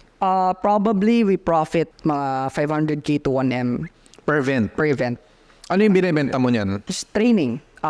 More intensive training. Kasi when they attend the first event, it's just like 2 to 3 hours introductory. Ang daming training eh. What kind of training? Training ba yan? Marketing. Online marketing? All online marketing. Half-day event and then I upsell a 3-day event. The half-day event, syempre, I lose money there. So how I make money is by offering the 3-day event, which is yung intensive training about online marketing. And usually kasi, yung bumibili ng training dun, wala talagang idea. Like, wala pang Facebook page. Ganun ka, So, yun, basic, turo about. Tapos after that, ads. mga event, na-feel mo na fulfilled yung mission mo. Yes, parang na-feel ko na talaga na, actually sa first event pa lang, yung 80 people, 81. Binilang ko na yung isa eh. I told myself na, grabe, successful na ako. So, my definition of success that time was to be a speaker. Oh. And I became a speaker because I hired myself as a speaker. And I was so happy. And that's when I realized na happiness, this is my opinion, hindi mo siya mabibili. Kasi for me, I just had to do that eh. And it's subjective to everyone else. Yeah. Yeah. So ngayon, nakapag-event ka na ano yung mga other ventures na ginawa mo? Kasi nung meron nakita na nag-viral na profile picture nyo eh. Yung hawak-hawak niya yung dalawang plaque galing sa ClickFunnels na parang you had earned 1 million each plaque, diba? Yeah. So 2 million yun. Yeah. So that's worth 100 million pesos. Yes, correct. Diba? Yes. More or less. Yeah. So, paano nag-transition from being, yun nga, speaker to, e-commerce yun eh, di ba? Yeah, so we were doing events talaga up until the pandemic hit. And that was when, oh no, what are we gonna do? So, Online. yun, that's what we did online. Doon ako pumutok talaga because per webinar ko, live webinar, that's like 1,000 attendees minimum. So, I get maximum leverage kasi dati, I just have 200, 300 participants at a time. I have to fly pa to every city. So, I did online trainings up until parang nagsasawa na ako kasi pupulit-ulit na lang. Sabi ko, I'm gonna create na lang some sort of a membership site. And kaya I call it parang the Netflix of marketing. Ito yung business growth mentorship. And that was what I'm selling. So, it's 20,000 a year na subscription. And that was Ano nung laman nun? everything about online marketing, running ads, creating sales Sino funnel instructor process. ikaw? Ako, tsaka I have a few students na nag-help din sa akin as an instructor. And one of my team members din. Okay. So parang, do you teach the Facebook ads? Usually I teach the strategy and then my team teaches the tech part. Ang tanong, paano ka gumagawa ng table rush online? Okay, I do that. Tayo. Yeah, I do that by asking them to like comment in the that's a harder siya, but I ask them to comment like, if you're already paid, diba, sa TikTok parang sinabi, type done checkout, diba? It's a similar thing. So parang type paid para we can verify kung kung pumasok ba yung niya. Pero it's a way of social proof na ginagawa Social proof niyo. din. But I say na, so we can verify kung pumasok pa yung payment niyo. So, may nag-pay na sila. Paid. So masasabi mo siyang, siya, online seminar na webinar na siya. Para siyang ganun. Ulit, sorry. Para na rin siyang, yung speaking engagement is para siyang webinar. But iba kasi pag events parang mas life-changing siya sa events. Like there's transformation. Because we know, when people attend a webinar, you're just sleeping and then Yeah. Iba kasi pag events kasi like give someone a high five and then workshop and things like that. So hindi kasi siya, I don't do events to just speak, but it's like a two-way thing. Interactive siya. So, nung nagsawa ka na, nag-e-commerce ka? Okay. So, Pati yung tanong ko, bakit ka nagsasawa passion mo nga siya? never ako nagsawa sa speaking. Oo. Okay. So, nangyari is, membership site ko na yung binibenta and then, hindi na ako involved dun because I can just create an automated live webinar. Yes, totoo. And that's what happened. Like, may sales machine na talaga. Yes, So, automated na lahat. So that's how we made a Tukama Club Award. But together with that kasi, dream ko na mag-build ng e-com brand. Sabi ko, build kaya ako ng e-com brand. Tsaka at the same time, sabi ko, I want to create a case study for my students na what if I'll make 8 digits in the first 90 days of operation. So that was when, and without connections, without putting my brand there, without anything, no? So, nangyari, ongoing to, and then nagsistart na yung e-com na I took like almost a year kasi sa formulation and all of that kasi I hired pa formulator sa US. There's a lot of back and forth. So, ayun. Timing lang kasi, meron kasing point of saturation kasi this one, yun, may point of diminishing marginal returns. Kasi when we were running ads, umabot kasi kami ng 100K a day in ad spent eh. So 50K on Facebook, 50K on YouTube. So talagang 20 times makita yung mukha ko sa YouTube tsaka Facebook. Oh. So, ayun. So parang what happened is, over time, the return on ad spend decreased. So we had to lower up until it doesn't make sense na to keep running ads because the cost of operations is higher because it's a coaching program eh. So sabi ko, okay, let's just pause it. And since I have this e-com, I'll move the team muna to support the e-com. Timing siya na when I stopped it, nagbo-boom tong e-com. So yun kaya dalawang ano siya kasi you only receive the Tukama Club Award once eh per company. So nag-hit ka, may isa kami Tukama Club from digital products. Isa naman through physical products. Okay. So anong product yung sa e-commerce mo? Supplement siya, health supplement. Health supplement. Yeah. Anong supplement? Plant-based stem cell siya na supplement. Stem cell. Parang yun yung nagde-demand sa ibang bansa, ba? Yung mga nagpapa-implant mga stem. Yeah. Pero ano siya, sa tingin mo, bakit naging winning product para sa iyo yung yun nga, sa stem cell na yan? Okay. It took some time din to make it work kasi marami kaming testing. But I wanna share how we did it, no? At first kasi, you wanna target, dapat may target audience ka in mind. In our case, I do not know yet kung ano yung pwede kong maging target audience. Okay. Health ba? Fitness ba? Or beauty?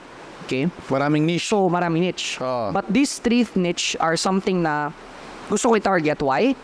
Bakit health, beauty, and fitness? Okay. Because yung isang criteria ko is dapat yung market is willing and able.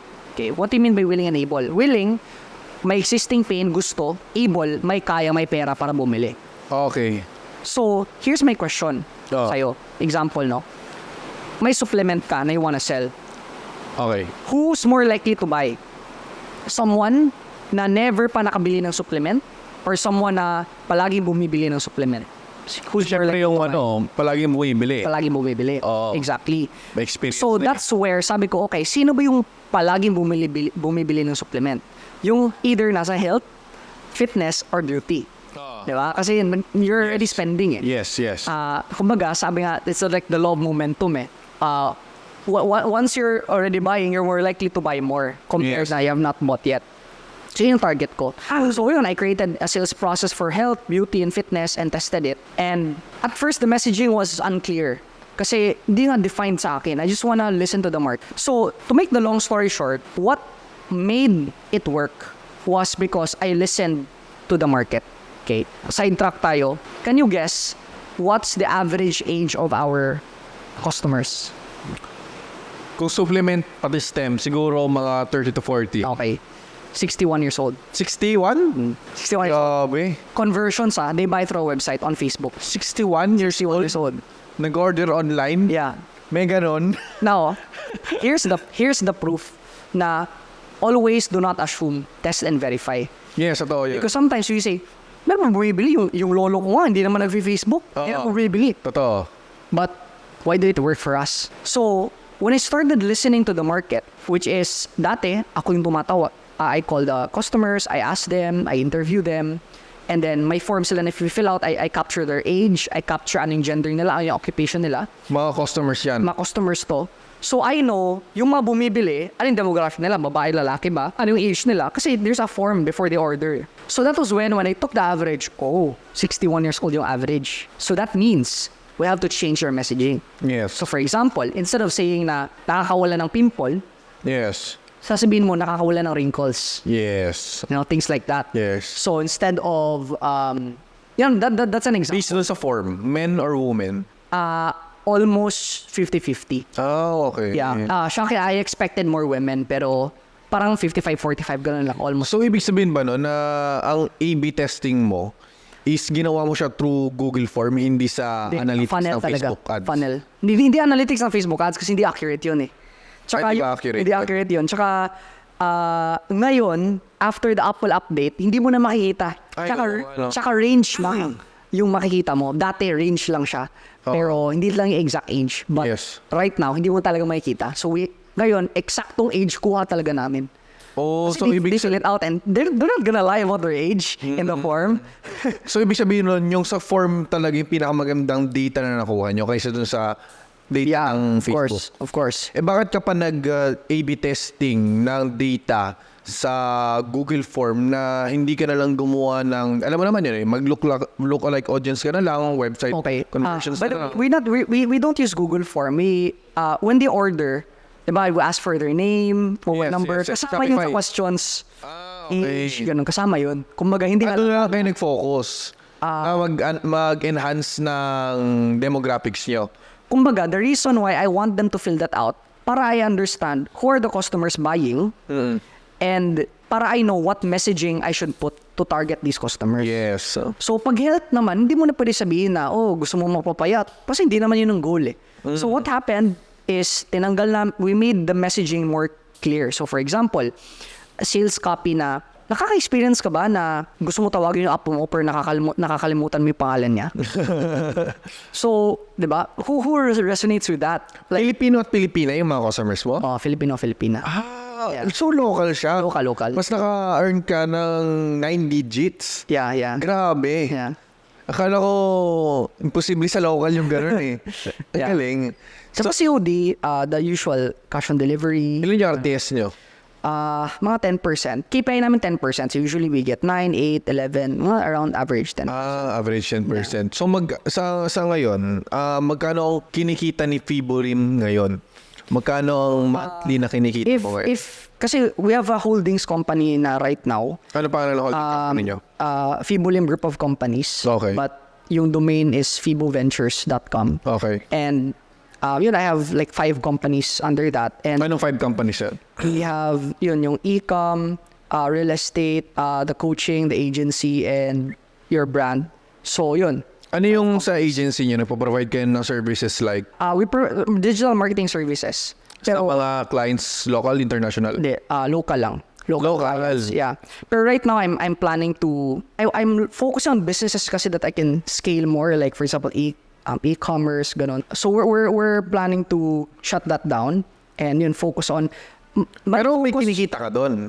May kinikita ko doon. But it's not, I don't want kasi na manpower intensive yung business. Makes sense? So, delivery, someone. But you're dealing with people eh.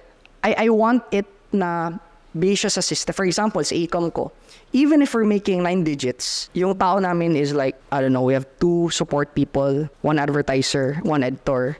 So I can easily scale it. Makes sense? Yes. So, yung isa agency mo, i-close mo siya dahil sa lack of employees or ayaw mo na mag-focus? Okay. I want to focus, sa agency kasi for example, you have a clinic. Yes. Tapos gusto mong magpapakreate ng sales process sa akin, all of that. Even if gaano kagaling yung marketing ko, pero yung offer mo, pangit. Yes. And it doesn't work. Yes. Kanino bang blame? Yes. Me. Yeah. Right?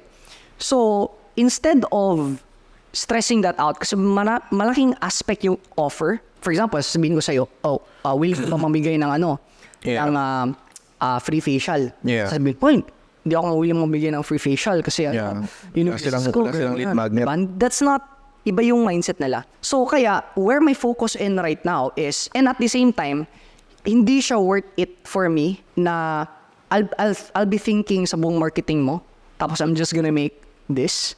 Like, I deserve 50% of your business. Yeah. That's what I feel I deserve. Yeah. Makes sense? Yeah. So, that's why yung focus ko right now is more of acquiring startups or acquiring businesses that are already profitable. So, angel investor ka? Yeah, somewhat like that. But I'm not just an investor, but a partner. So, I'm looking for people na who already have parang may product to market fit na, working in business na, profitable na, but possible kasi na they don't know how to scale it. Because there's a lot of aspects eh. Sa phase 1, product market fit lang yan. Yes. Ano yung market mo, anong offer, persuasion, all of that. Sa phase 2, this is where it comes in. For me kasi, it all boils down to 3 departments: acquisition, operations, and management. Yes. Acquisition, sales and marketing; operations, making the client happy; production, support, etc. Management, HR, legal, finance, and so on. Yes. Possible kasi, karamihan sa kanila, marunong sila mag-core ng client. Yes. But they don't have the team. They don't Yeah. have finances, HR, legal. Kami kasi kompleto na kami. So, sabi ko, what if I'll just work with businesses that way and then give them money, invest in their business, and take a portion of their business? That means I get an equity partnership. So maraming ka nang nakipag-partner na negosyo ngayon? Okay, not yet because kakastart ko lang siya this month. So sabi ko, okay, I think this is, makulit kasi yung utak ko. Like I wanna jump from different things. So sabi ko, how can I be exposed to different industries? Alam mo yun, parang, kasi pag sole owner ako sa lahat ng industries na yun, mako-consume yung oras ko. Pero what if I'm just a partner of all these businesses, and possible, let's say, nasa construction ka, I'm sure magaling ka na sa construction, pero probably, hindi ka magaling sa mag-handle ng tao, mag-hire ng mga tao, systematizing yung process and systems. Sa amin, we already have that eh. So, nire-replicate mo lang. So, I just have to replicate it, Yes. right? So, what if, yun yung gagawin ko? And plus, at the same time, you can consult with me. So, that's the direction. Magkano ang in-offer mong percentage? Para sa mga nanonood ngayon na gusto makipag-partner sa'yo, na profitable na sila, gusto nila mag-scale, at least. Yeah. Meron na. Since again, this is still, this month pala ako magla-launch. So probably, I still have to figure it out. And depende din kasi sa business. Ballpark. So, I wouldn't, okay, probably 20 to 49%. 49% because I still want them to be the major shareholder. Yes. Pero I need to take a big, probably not 30 to 49%, but I need to take a big percentage for me to be motivated na yayaman ako dito. Because me, it's not just me eh. My team will be helping in everything, the processes. Because I've seen a lot of, I have students na, Paano mo sila ita-transition sa magandang systematized na business? For example, meron na nanonood ngayon, meron siyang negosyo na 1 million pesos. Yeah. Tapos gusto niyo na umano sa partner up with you. Siyempre, i-replicate mo yung sales process mo. Yeah. So, if you gonna replicate, siyempre, kailangan ng manpower. Siyempre, mabibigla yung business owner or yung majority shareholder ng company na yon to hire a lot of people, buy a lot of, software. kailangan naman power. Empleyado. Why? Di ba? For example, wala silang experience sa digital marketing. Kailangan nila magkaroon ng copywriter, social media manager, video editor. When you say, i-replicate namin yung process, hindi naman kailangan sa digital marketing. When I say process, is back-end processes. Yes. Like SOP sa company, Yes. things like that. HR processes, hiring processes, firing processes, yun, support processes, acquisition processes. Kasi, yes, I made money sa online, but So, yun lang ba yung in-offer mo, yung back-end? yung back-end, So, paano mo mapipitch sa mga tao na magiging more profitable sila at mag-scale up sila kung yung back-end at system lang yung i-offer mo sa kanila, hindi yung pagkukuha ng mga leads? hindi kasama yun. Kasi I'm already a partner eh. Gets mo? Yes, So, yes. when I invest in your business and I'm your partner, we're already partners. So what you need help with, I'm gonna help you. Sa acquisition pa yan, sa operations pa yan, or sa management pa yan. Oh. So yun. Okay. So, ano yung mga industries na na gusto mong pasukan? Para sa mga nanonood. Okay. I wanna, as much as possible, gusto ko talaga pumasok sa all industries. Okay, slowly. However, one criteria lang. Dapat mapasukan ko na industry is hindi siya capital intensive. Okay, for example, let us say that to start the business, you need 100 million. Yeah. To start the business. Yes. Hindi ko papasukin yan. Because the risk is high. Yes. Okay? But there, for example, sa construction, okay, a lot of people say, it's a capital intensive. It's not a capital intensive business. Bakit? Magda-down payment pa yung client mo, di ba? Let's say magda-down payment siya 30%. Yes. Anong gagamitin mo? Yung down payment ng client. Yeah. So anyone can start a construction business without using their own money. Kuklose lang. So there's a lot of businesses na ganun. Now you don't have to shell out a lot of money. Because why am I looking for that? Because if I may invest, I want na profitable na siya the following month. So Yeah. unlike, for example, supplement, okay? So even if I purchase 5 million worth of inventory, if I sell everything next month, bawi na yung capital plus profit. Yes. But if I build like a 50 million warehouse, And it will take you 5 years just to cover up those expense. So, yun. That's my criteria. Ako kasi ngayon, I have many clients sa ibang bansa na profit sharing. Yeah. At ang services na in-offer ko as the same as yours, pero international. So, a lot of clients na lumalapit sa akin at gusto ako, blah, blah, blah. Basta, to cut the long story short, na-realize ko na hindi ko lang pala kailangan tignan yung business kung maganda ba yung offer, maganda ba yung brand, maganda ba yung may-ari, personal branding niya, bonus na din yun, and everything. Basta pag-abot sa business, di ko na tinitignan. Titignan ko na rin yung business owner. Kung paano siya mag-decision making and everything kasi nagkaroon na ng one time na basta tangit. Di ko lang mahal ko siya, yung ano na yun. Pero yung utak sarado. Yeah. So I'm asking you, hinahanap mo ba yung magandang profitable business plus okay na partner? If yes, paano mo siya binibreakdown na siya ay isang great partner? Okay. So, 2 things yung hinahanap ko, business partner and profitable na yung business. Or, let's put it this way, a business na dumaan na sa testing phase. So, kumbaga dumaan na sa phase 1, which is the product market fit. Yes. Bakit? Kasi, partner pa tayo, bumalik ulit ako from scratch. Kaya that's why I'm partnering up with you because you already have an advantage, which is, ayaw ko na bumalik sa testing phase. Yes. So, it will shortcut my time. So, pumasok ako, na-discover mo na yung market mo, scaling na tayo, bomba sa ads, systematizing process, spending more on other channels and all of that. Now, in terms, again, sa tawag nito, sa business partner, most probably, hindi ko like, we're gonna talk right now, and then, okay, I'll invest. Yes. How it would, yung parang the plan would be, I'm gonna coach you for free. I'm gonna help you for free. And then if I notice na ine-execute mo siya, tapos nakita ko yung progress, that is when, okay, let's talk about it. So hindi siya like, okay, invest ako. Like, let's be friends first. And So then, parang hindi siya parang Shark Tank. hindi siya parang Shark Tank. Okay. So ngayon, ang next question ko at itong question na to is sobrang controversial. Yeah. Diskarte ba o diploma? Bago mo sagutin yan sa pagbabalik ng Lazy Genius Podcast.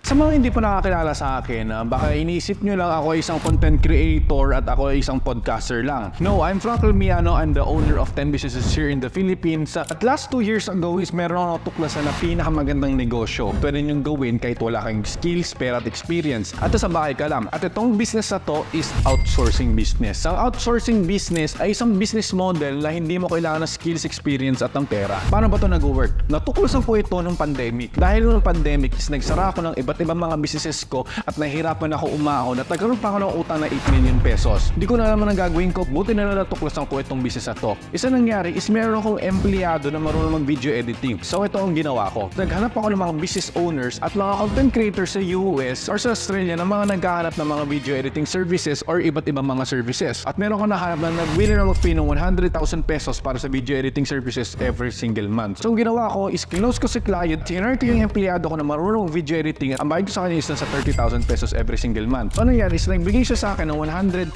pesos tapos yung 20,000 pesos is binigay ko na kay empleyado. Tapos itong natirang pera is sa akin na to every single month. At ngayon is marami na akong clients at employee na nag-work sa mga clients abroad. So, itong business na to is posible dahil kahit sino is pwedeng gumawa nito. At meron akong online academy kung saan ko tinuturo kung paano magharap ng empleyado at kung paano magharap ng clients. At ngayon meron ako 20,000 students right now at marami na akong students na naging millionaire dito sa MSB at naging multi-millionaire pa. Kaya yung ginawa ko is gumawa ako ng 1 hour na tutorial kung paano to gawin sa mga tao at binibenta ko ito for 5,000 pesos. Pero bago ako mag-click off, itong YouTube tutorial na to is pinost ko ito sa YouTube ko for free. At title nito is How I Make 800,000 Every Single Week with this new business model. So kung gusto mo matutunan to kung paano to gawin step by step, kung paano mag-harap ng empleyado, paano siya i-close and everything, lahat nandun sinabi ko siya for free at pwede kang kumita dito up to 100,000 pesos every single month na wala kang babayaran sa akin ng isang piso. So bago ko pa siya i-delete, panoorin nyo na siya ASAP at see you on the podcast.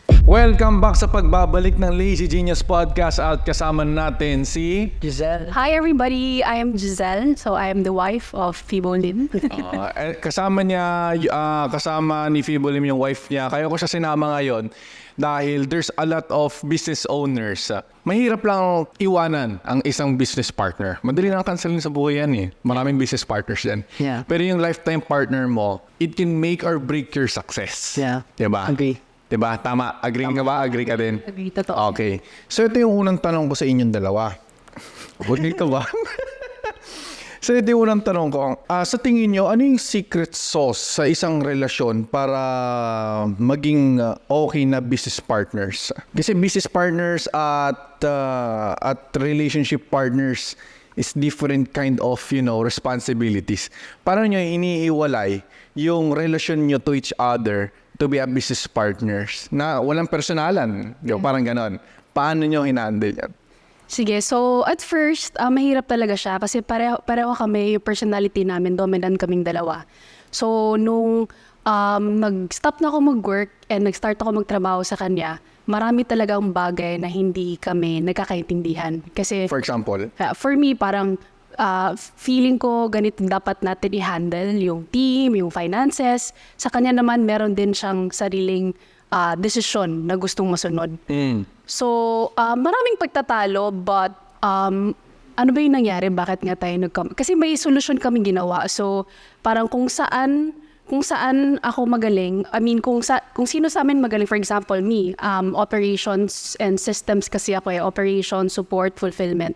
So, dito ako magaling. So, yung ginawa namin, if yung pagtatalo namin about sa business is about operations, about sa team, about sa finances, ako yung last say. Magtatalo kami, pero ako pa rin yung masusunod at the end. So, siya naman yung sa marketing. So, if may pagtatalo kami sa marketing, hindi kami magkaintindihan, and then may decision siya, okay, ikaw masusunod kasi ikaw yung nasa marketing. Oh. Ginawa namin. So, dapat may toka. Yes. So, dapat sa isang partner is dapat dito ka, ito yung responsibilities mo, dito ka, ito yung responsibilities ka sa business.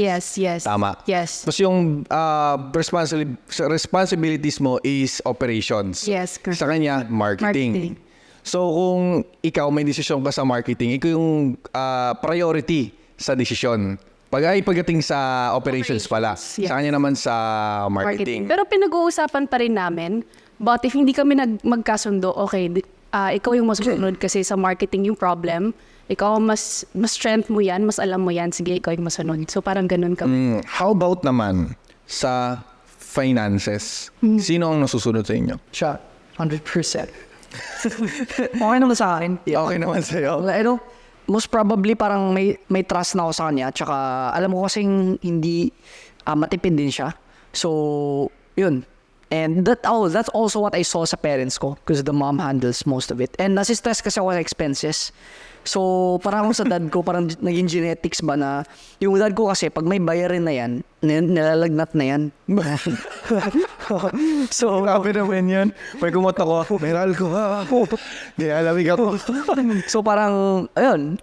And it's been that way for a long time. Sa tingin nyo, ano yung pinakamahirap sa relasyon nyo na na-encounter nyo na pwedeng ma-resolve kagad ng mga nanonood na ngayon na meron silang partner na same din yung goal at vision? Ano yung pinakamahirap na pagdaanan nyo na na-resolve nyo? Na ito rin yung ibigay para magawa din nila? Sa business, no? Ito rin sa business to din sa life. Siguro, yung na-share kasi ni Fibo kanina, yung indifferences namin, like kung paano kami pinalaki ng parents namin, or yung nga, pagpapalaki ng bawat pamilya namin. Yung values. Oo, yung values. So, meron kaming, before kami kinasal, after ng engagement namin, meron kaming sobrang malaking pinag-awayan. And that is? And, yun nga, yung indifferences namin. So, hindi kasi, parang meron siyang pinaglalaban, meron din ako. So, parang walang nag-giveaway ba. So, yung nangyari is, dumating yung time na talagang si Fibo na yung nag-give up. And parang doon ako nagising na parang, oh my gosh, may problem, may mali sa relationship. Ilang years kayo na? Yung dumating yung ganyang ano? 6 years. Bakit mo, bigyan mo yung mic sa akin, bakit mo naisipan na makipaghiwalay dahil lang sa isang pagtatalo? In 6 years? Hindi naman siya, because it's been an ongoing issue up until that point. Hindi pa rin siya na-solve na parang napuno na ako and I decided na to, kasi in my opinion naman kasi, hindi siya hiwalay. Ano lang siya, like, Cool off? Parang cool off. Let's give our time. Pero meron ka sinabing endpoint na ayok na hiwalay na tayo? Hindi. Wala akong sinabi. But in her interpretation, parang ganun. Totoo ba? Yes. Wala siyang sinabi? Naging ano ako dito, no, tulfo. Sabi niya lang, space, bigyan natin ng sarili ng space because since the beginning sa relationship namin kasi, palagi na kami magkasama. So, parang iniisip namin, parang baka yung relationship namin is nakadepende sa, parang dependency ba with each other. Parang, Yes. syempre gusto mo na nandun ka sa relationship because choice mo na magstay ka. Hindi dahil parang kailangan mo yung taong yon. Yes. So, yun nangyari sa amin. 3 years older kasi ako sa kanya eh. So, yun nangyari. So, ate ka niya? Oo. So, wala, di ba, nabanggit niya na nasa ball yung parents niya. So, Yes. parang ako yung naging like ate or mom na tumayo sa kanya. Yes. So, parang that time, parang gusto niya ding maisip na, ano yun? Parang I'm taken care of because yung how my mom treats me is like similar on how she treats me kasi especially service siya. In service sa yung mom ko.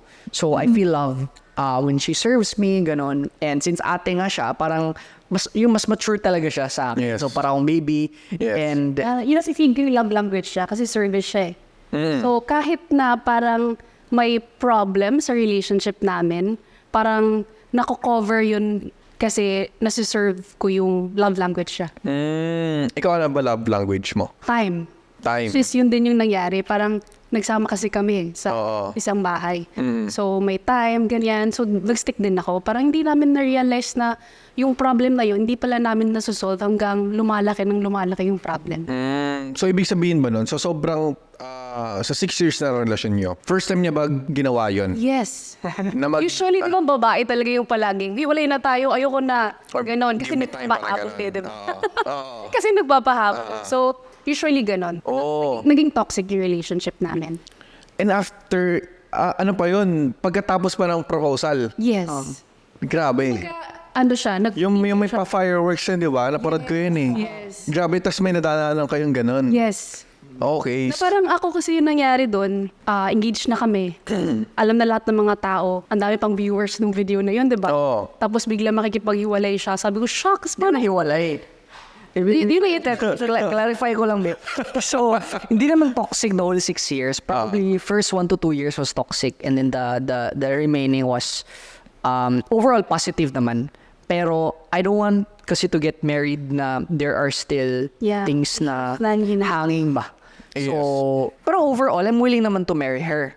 No, hindi naman talaga toxic lahat. So, but that time kasi parang dun na okay. Parang this is and since pressure na kasi you're getting married na, parang okay, I have to decide. I have to say it now. Ayun. So yun, sinabi ko sa kanya na we need to find ourselves first. We need to but I think I forgot what I exactly said. Siguro yung Siya hiwalay. pagkaka-deliver mo mali. Kaya siguro sa tingin niya po tayo, no? Kaya mag-iwalay na Yung mga babae talaga may sarili silang interpretation.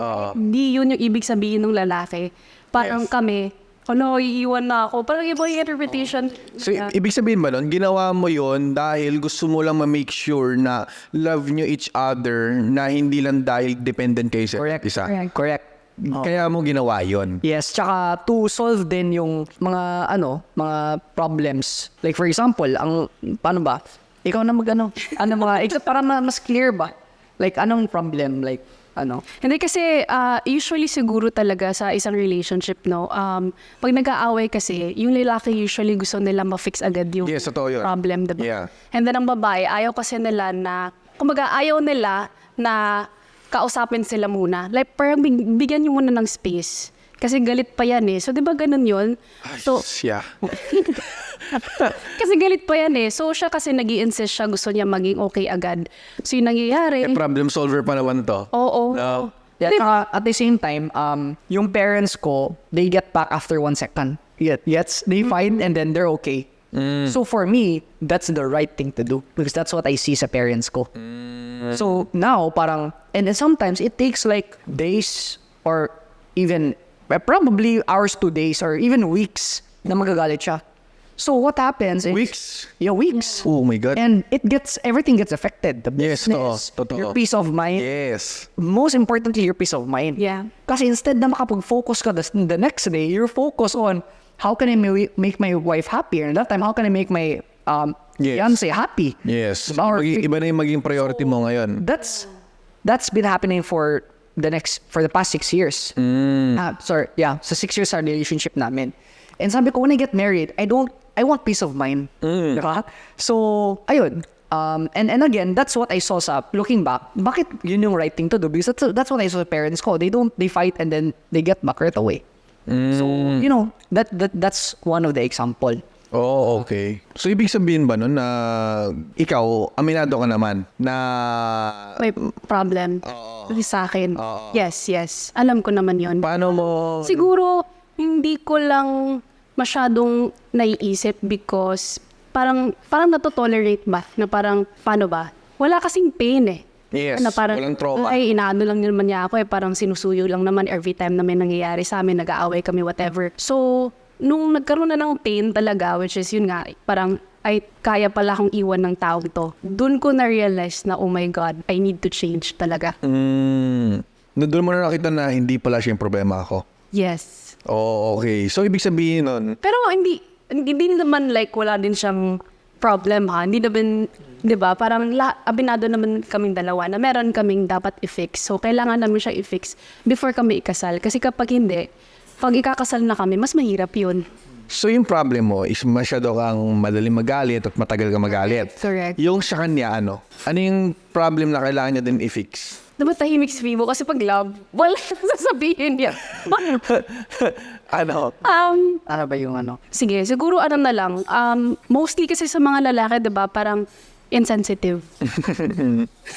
Oo, so, yun lang. Yung sometimes parang hindi siya sensitive enough to feel what I feel. Kasi kaming mga babae parang gusto namin hindi na i-communicate sa inyo. Dapat naiintindihan nyo na kung ano yung nafe-feel namin. So, dapat suyuhin mo ako. Kasi kanina lang, na-hurt mo yung feelings ko. Hindi yan sinasabi, di ba? So, yun yung natutunan din namin. So, before kami kinasal, na parang kailangan mo talaga i-communicate. Kasi feel mo. Hindi kasalanan ko. Kasalanan mo din kasi hindi mo kinommunicate. Okay? So, i-clear ko lang yun, ha? So, it's not our responsibility Na to manghula. understand you because you did not communicate it clearly. Okay? But probably, I would say na lang siguro yung pagiging gentleman na hindi... Yes. But hindi siya main issue naman. Most main issue is her. Okay? But... Grabe ka naman. But yun, pag Delivery system gentleman, mo. kasi possible na, yun nga, may first relationship siya and then elder siya na first relationship siya na ako na younger. Yeah. So, parang wala akong kaalam-alam sa anong gentleman. Kumbaga, I don't know how to court a girl. Let's put it that way. Sa relationship pa, ako yung nag-groom sa Wow. Ang galing. So, ibig sabihin pa nun, sa mga nanonood ngayon, yung mga, in short, yung mga lalaki, hindi manghuhula. Yes, girls. Saan ba ako titingin? Message. Ito. Yes. So girls, akala kasi natin na insensitive yung mga boys pag hindi na-address yung problema mo, 'di ba? For example, kung nag-aaway kayo or wait lang, nawala ako, ulit. Okay. Ulit. Sige. So, ano yun, message? Ano yung kanina, yung sinabi mo about Girls, yung mga lalaki. So girls, yung mga lalaki, hindi sila manghuhula. So, kailangan natin i-communicate yung feel natin. Tama. Nararamdaman natin, so kailangan natin i-communicate sa kanila. Because marami kasi silang iniisip, lalo na pag business owner, yung partner mo. Huwag mong iisipin na parang ikaw lang yung inaasikaso niya. So, marami siya inaasikaso. So, kung meron kang hindi nagustuhan, so kailangan mo siyang i-communicate. Yes, totoo yun. Just imagine nung nung nagka-problem kami is we had a date na sa wedding. But sabi ko sa kanya, let's postpone it. And then Laki impact niya sa babae. No? let's postpone it. And then sabi ko, kaya for me, hindi siya hiwalay. Kasi I never said, you know. Bakit di ka kasi marunong mag-sugarcoat? So yun, pero pinospone talaga, like legit. And na-inform na yung relatives niya. Anong reaction ng mga relatives mo nun? Na ipopostpone? Oo. June, supposedly di ba? Yeah. Anong reaction? Kung paano Or sinabi. parang sinabi mo na lang na Kasi parang sabi ko, may kailangan pang asikasuhin, hindi dahil may So, nag-white lies ka na lang? Yes. kasi hindi naman, I didn't say, ako naman, it's not in my mindset din na magipaghiwalay. I just wanna, let's have 6 months and with no pressure, na just because of the wedding, okay, let's fix this. So parang ganun, na wala tayong Pero 6 months nga. 6 months. So I told her, give me 6 months. 6 months na... Di. No, we're still, ideally, dapat cool off talaga. But that didn't happen. Parang we still lived with each other and all of that. But our treatment of each other changed. Like, ako, logical kasi ako mag-isip. So, Lahat naman na lalaki logical eh. even if like no, my decision doesn't change just because makipag-ano ka lang or that's sorry even after 3 months love baka no that doesn't that it doesn't work that way. So parang 6 months talaga up until probably 3rd or 4th month parang napag-decide na ako na parang okay, parang gusto ko na ituloy, ready na ako ituloy. Pero, hinintay ko pa yung 6 months just to make sure. So, parang 6 months. Saan mo nakuha yung 6 months rule na yan? Ano mo lang? Wait lang. Hindi, kasi yung first sinabi niya na wala muna tayong date kung when yung wedding natin. Pero syempre masakit sa akin yun. Tsaka yung mga babae kasi parang may timeline, di ba? Yeah. Na dapat ganitong age, ikakasal na, kakaanak na. Kasi kung tatanda ka pa, may hirapan ka ng mga anak, ganyan. totoo. Tapos para sa isip ko, 31 na ako eh. Nung time na yon magte-31. 30. Basta ganon. So, sabi ko, kung walang plan tong lalaking to, kung nagbago na talaga isip niya, parang gusto ko siyang bigyan ng ultimatum na I'll wait for you hanggang ganitong month. Oo, tama. Wala, hindi pala ako nagbigay ng date. Sabi ko, let's postpone our wedding to, I don't know when. Parang gano'n. Ano nga doon mo when? Gano'n ako. So sabi ko, hindi ko kaya. Hindi ko kaya na magstay tapos parang walang commitment ba na or walang deadline or timeline sabihin na natin. So binigyan ko siya ultimatum na yun nga. Parang I suggested 12 months first. Yan. Parang gano'n. Tagal naman noon. Then sabi niya, so yun, parang Meet halfway, 6 months. Meet halfway up. 6 months. Sige, parang kaya naman. So, yun. 6 months. And then what happened was, I think September yung 6th month, ganun. And then, nung dumating na yung September, parang may picture ka pa ba nun? Binigyan kita ng flowers, tapos may letter. Ano na like Yung that? parang, I forgot, basta parang sinabi ko na, let's get married na. That's why, the following month, October, nagpakasal kami. Oh my The God. following month. Ano yung nakita mo na sabi mo, ito na nga talaga? Like, wala nang doubt. Because, di ba sanay siya, once magalit siya, it will take her days or weeks. Sirap nun. And then, may one time, sometimes sinasadya ko naman, like, alam mo yung Paano na magalit? sa kanya. So, magalit, tapos, alam mo talaga kinokontrol niya yung anger, yung parang, nafe-feel mo talaga na nahihirapan siya, pero, yun, parang na-appreciate ko yun. Wow. Kiss nga dyan. Seryoso? Yun. Malaking impact yun sa'yo. Nung nakita mo na tinatry niya yung best niya. Parang doon ko nakita na grabe yung kasi first time din yun na kinontrol niya talaga yung sarili niya ba. Doon ko nakita yung commitment na okay.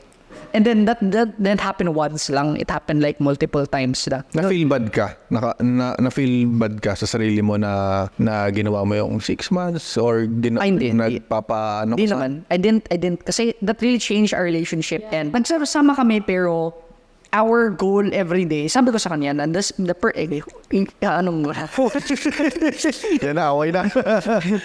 purpose of the 6 months is for us to determine if we're the right fit for each other or we decide na we're really not for each other. That's the point of it. So, sabi ko sa kanya, let's work it out na even if we're not the right fit for each other, parang, at least as early as now, na-figure out na natin. Yeah. So, those at the time, I never imagined I would be reading love books.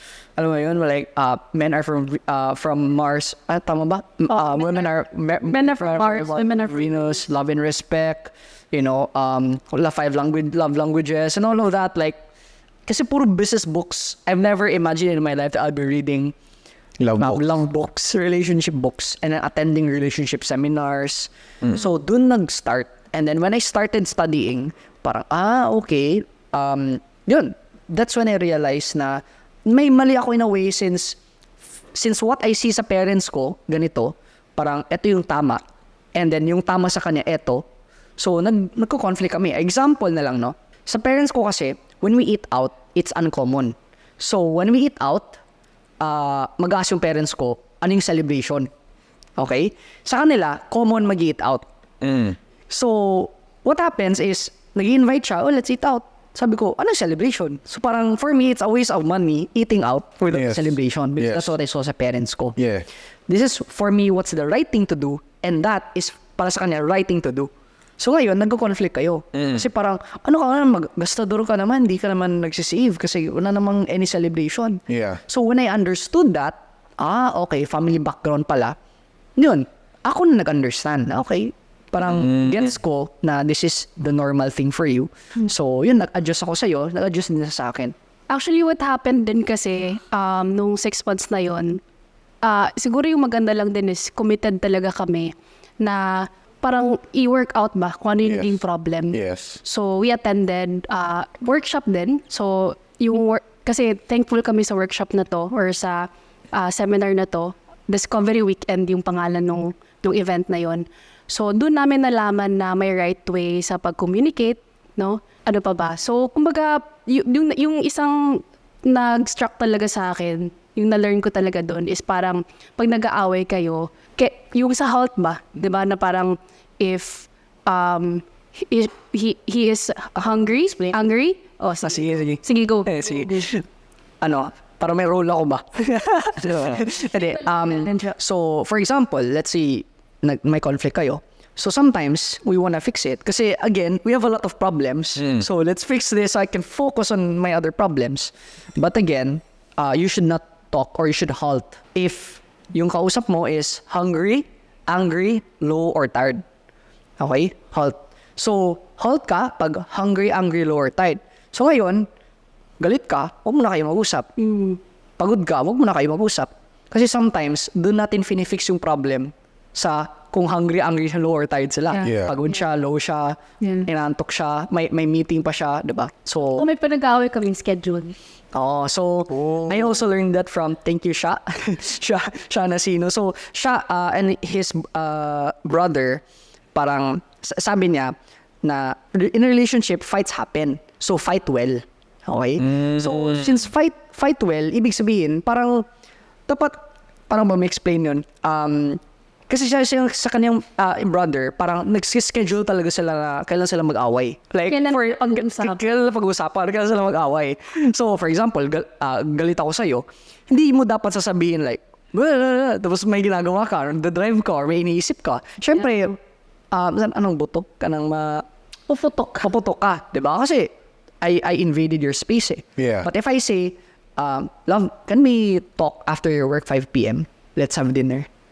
So what happens? Prepared kayong dalawa. Yan. Diba? Bahala kayo mag-shout kayo with each other doon. Basta, prepared kayo na, okay, 5 p.m.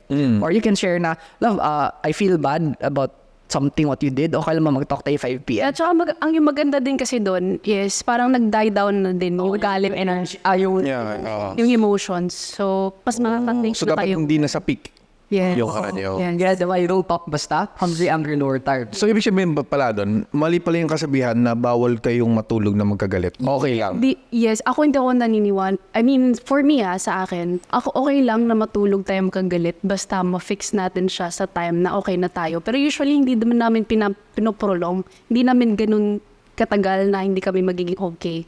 Pero basta galit pa ako, wag muna akong kausapin. Sige, ako naman, gusto ko sana, bago matulog, is ma-fix na. Yes.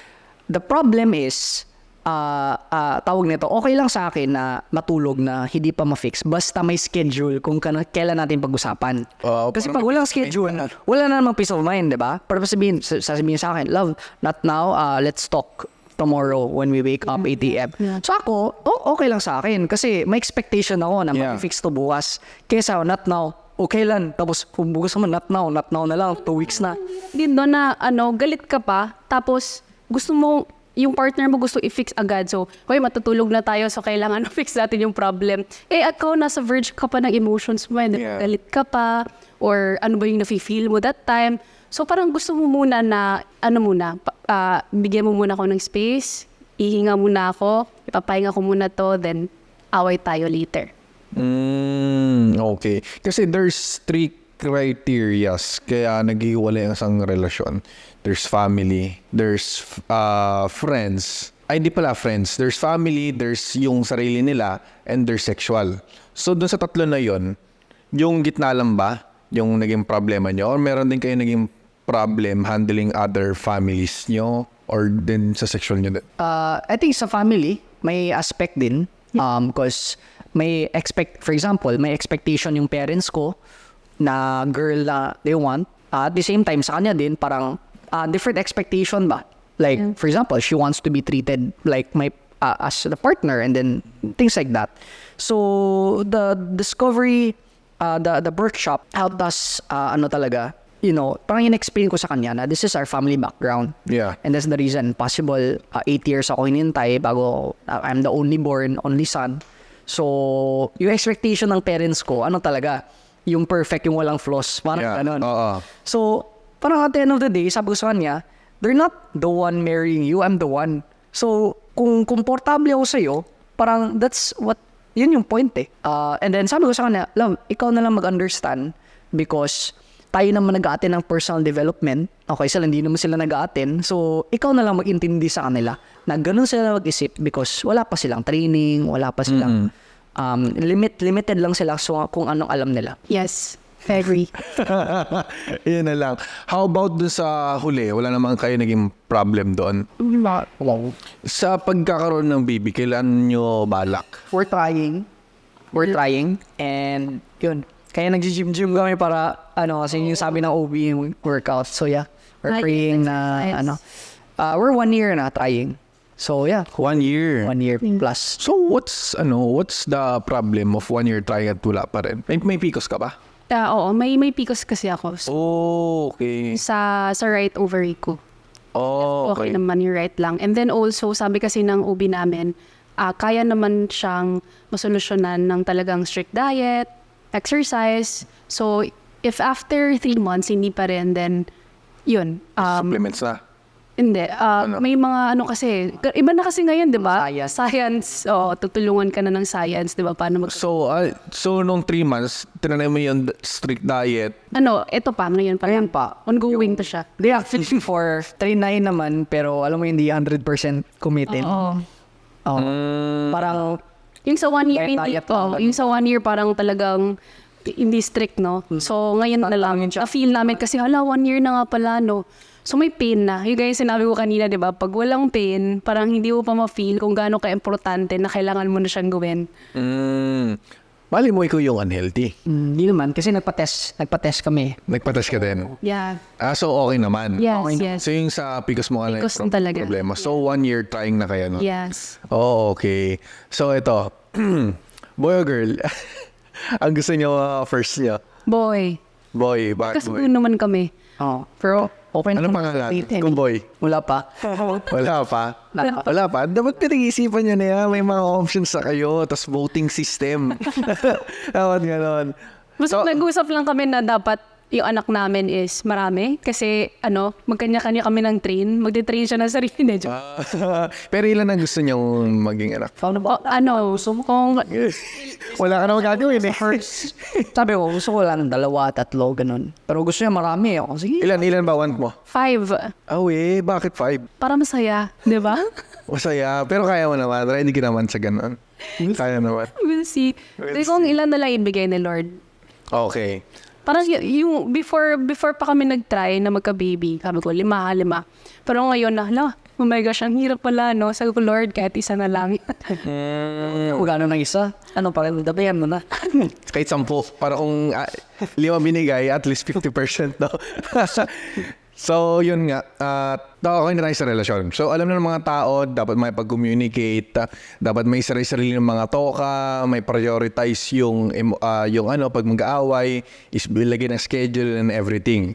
And good play din yung ginawa mo na 6 months para malaman, para buong parehas na loob. Kaysa mag-annulment, mahirap naman din yun. Yeah, totoo. Diba? Mas maganda maging sure kaysa mag-annulment. Yes, correct. So, ngayon, alam na natin lahat kung ano yung secret sauce, kumbaga, ng pagkakaroon ng isang relasyon na business partners din. So, ngayon, dito naman tayo sa negosyo. Nagtapos ka ba? Yes. Nagtapos din siya. Yes. At nag-aral pa rin nga siya ng law eh. Yeah. Sabi niya nga eh. Oo. So, ano ang mas pabor sa inyo? Diskarte o diploma? Yun yung si Alex Armosi pala. Yeah, okay. Parang kayo yun. Alex at si Leila, no? So, diskarte o diploma? Sa akin, diskarte, 100%. Kasi, diploma siya sa paper eh. Like, diploma doesn't even tell that you learn something. So, it's just paper. So, yeah. Siya ako na para ano. Ako siguro both. About, sige. Kasi, yun nga, pag hindi mo pa alam kung saan ka pupunta, like, di ba nangyari yun sa'yo? Nung nag-aaral ka, tapos you don't know where to go, parang, sige, at least makapagtapos lang ng pag-aaral. Yeah, but no, sa akin kasi education. Like nag-aral ako ng law because at least I'm learning plus may allowance pa ako. So it would be a different story if it's education versus diskarte. It would be a different story. But if you say diploma, then diploma doesn't mean anything sa akin. Hindi na lang education. Kasi lahat ng mga entrepreneurs kailangan pa rin mag-educate after college pa rin. Yeah. Ito na lang. College versus entrepreneurship. Entrepreneurship, because college for me it's outdated kasi well, I won't say outdated. It's for specialized skill. Kasi for example, if you want to become a cook, pwede ka mag-culinary, di ba? If gusto mo may engineer. Pero there are courses kasi like gusto mo maging artista, wala namang college course to be an artista. So for me, it's specialized skill. Nakakapagtaka lang because how come na anong definition mo na nakapagtapos? Bakit ba pag high school ka hindi ka ba nakapagtapos? Nakapagtapos din naman. Pero yung sinasabi kong college, kailangan ba? I mean what I'm talking about is sa society ngayon, anong definition nila sa nakapagtapos? Kapag meron na silang tawag dito, nakapending na job na pwede nilang apply na. Kasi they say na, hindi pa to nakapagtapos. So yung definition nila nakapagtapos sa college. Pero hindi naman to nakapagtapos sa masteral. Di ba? At hindi naman to nakapagtapos sa doctorate. Ikaw, nakapagtapos ka ba ng high school? Oo. So, di ba nakapagtapos din yan? Oo. So, kumbaga, in my understanding, nakapagtapos ka. So, for me, probably yung anak ko, required sila siguro up until high school. Then option na nila if gusto na mag-college or not. Because for me, college is just specialized skill.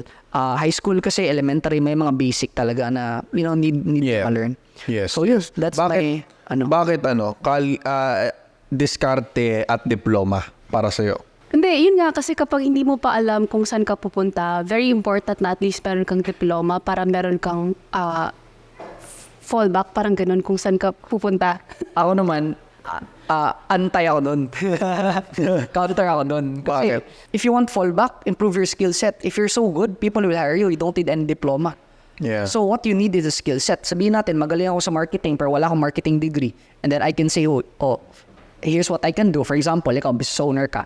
Sasabihin ko sa'yo, alright, I notice you're not acquiring a lot of clients. Yeah. And then, don't pay me anything. Trial 30 days. Just pay me a commission of what I bring clients to you. Okay ba sa'yo?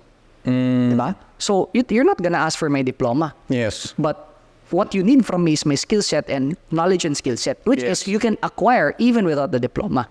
Yes. So, masasabi mo ba, kung gusto sa mga nanonood ngayon, kung gusto nila maging entrepreneur, hindi na nila kailangan mag-college, yun ba yung sinasabi mo? Yeah. Supposedly, parang Yeah. gano'n na rin siya. Yeah. Okay, confident ka naman sa... Confident naman ako Kasi yung sa entrepreneurship ba, parang hindi mo siya na-learn sa school. I don't learn sa school. Yan. But school is still important to me, especially high school below. Because sa school, yes, there's like algebra and all of that. Kasi sa school Okay. Ano? bookish. Okay. Bakit sabi mo diploma? Hindi, kasi Huwag mo na yung answer mo. Sige na, para magkaisa tayo. Sige, okay, isa na tayo. Sige, diskarte. Okay, done. Okay, done. Diba? Kasi, for example, we learned about Florante at Laura, Ibong Adar, and those the hardest subjects kasi nahirapan ako mag-Tagalog, especially sa Cebu, and malalim pa yung Tagalog sa Ibong Adar na, hindi mo masyadong maintindihan. Tsaka mga algebra, chemistry, and all of that. However, I realized, looking back, na yes, hindi ko magagamit yun in real life, but the ability to learn, I learned how to learn in school. Because it's so hard, but you have to find a way how you can absorb that information. Yes. So, yung process of learning, yun na-apply ko in real life. So, yun. Yun yung na-realize ko.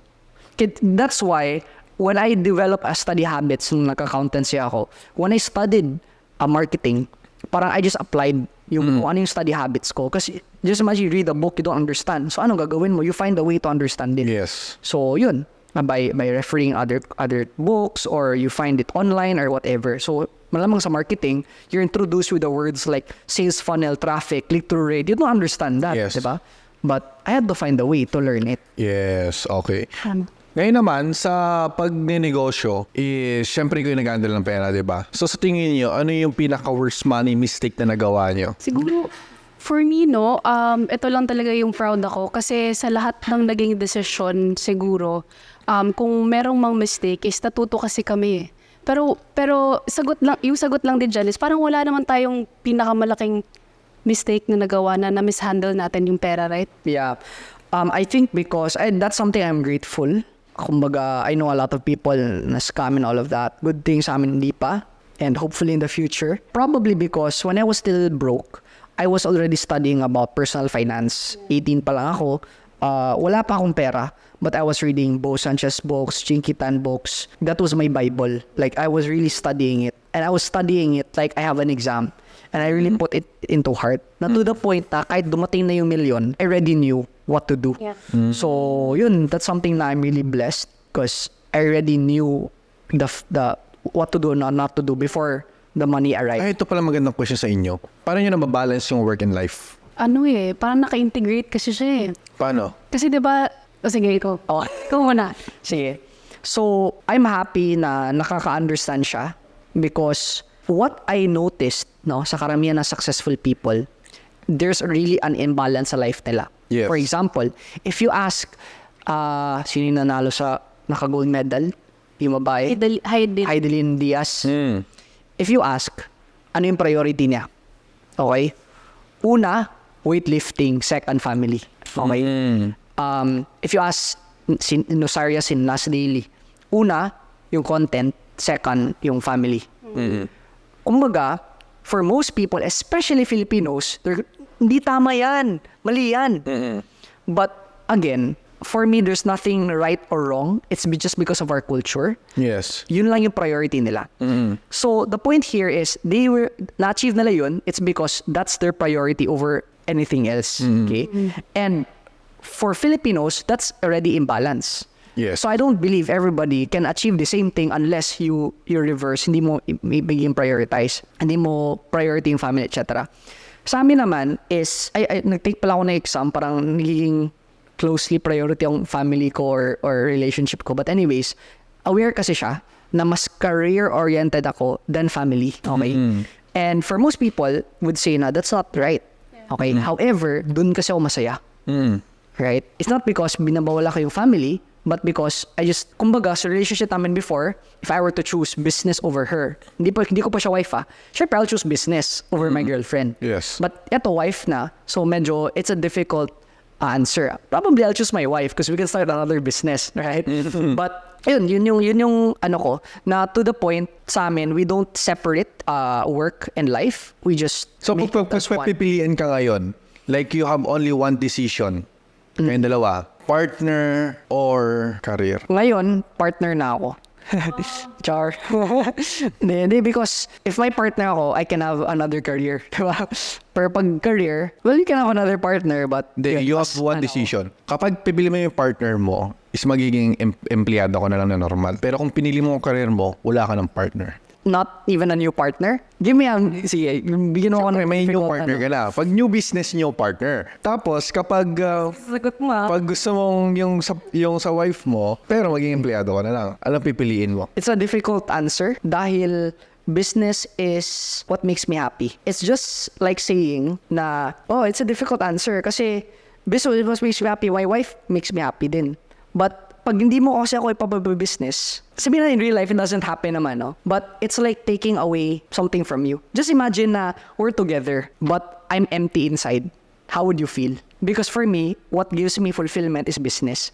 That's the reason why some partners, for example, mahilig ako magbanda, and hindi naman ako kumikita sa pagbabanda. So sasabihin na, ano ba pinagagawa mo dyan? You're just wasting time. So what happens is the wife tells the husband, stop doing banda, hindi ka na kumikita dyan. So you're taking away the happiness of the husband. So what will the husband feel? I'm not being supported by her. I don't like you. Because yes, we're together, in a relationship, we're happy as a relationship, but internal, di ka na masaya. So it's a hard question because it's like, I need both. Gets mo? I can't choose one. Like, it's like I'm dead. It's like, okay, I'll take your heart, but I'll leave your lungs. Or, I'll take your lungs, I'll leave your heart. Anong pipiliin mo? So that's my opinion. I can't choose one. I have to choose both. Oh, siguro yung maganda lang din is before kami kinasal, na-ask namin yung mga hard questions like ganyan. Klinaro niya sa akin na yung magiging priority talaga niya is yung career, ganyan, and naintindihan ko naman siya.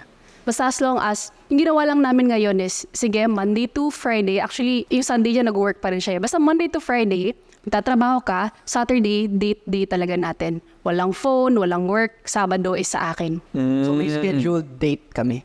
Sabado. Ano ba ngayon? Bukas. So, depende siya. Nakawasap kami. May seminar pa. Namin siya sa ibang Ibang araw. araw. Pero may schedule talaga kami Sabado. Pero may na-fall lang doon na importante like events, ganon. I-move namin So, sa akin, I'm happy because yun lang yung request niya. To give her time. Hindi naman request niya to give her 4 hours a day every day. Yung request niya, just give me a day wherein I focus on you. Okay, done.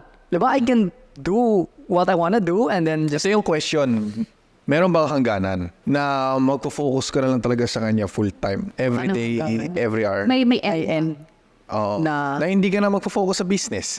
Sabihin natin, dumating ka na sa point na pagiging bilyonaryo. Siyempre, you have the choice to retire and to focus on her. Yeah. Or to, get more and more. Yeah.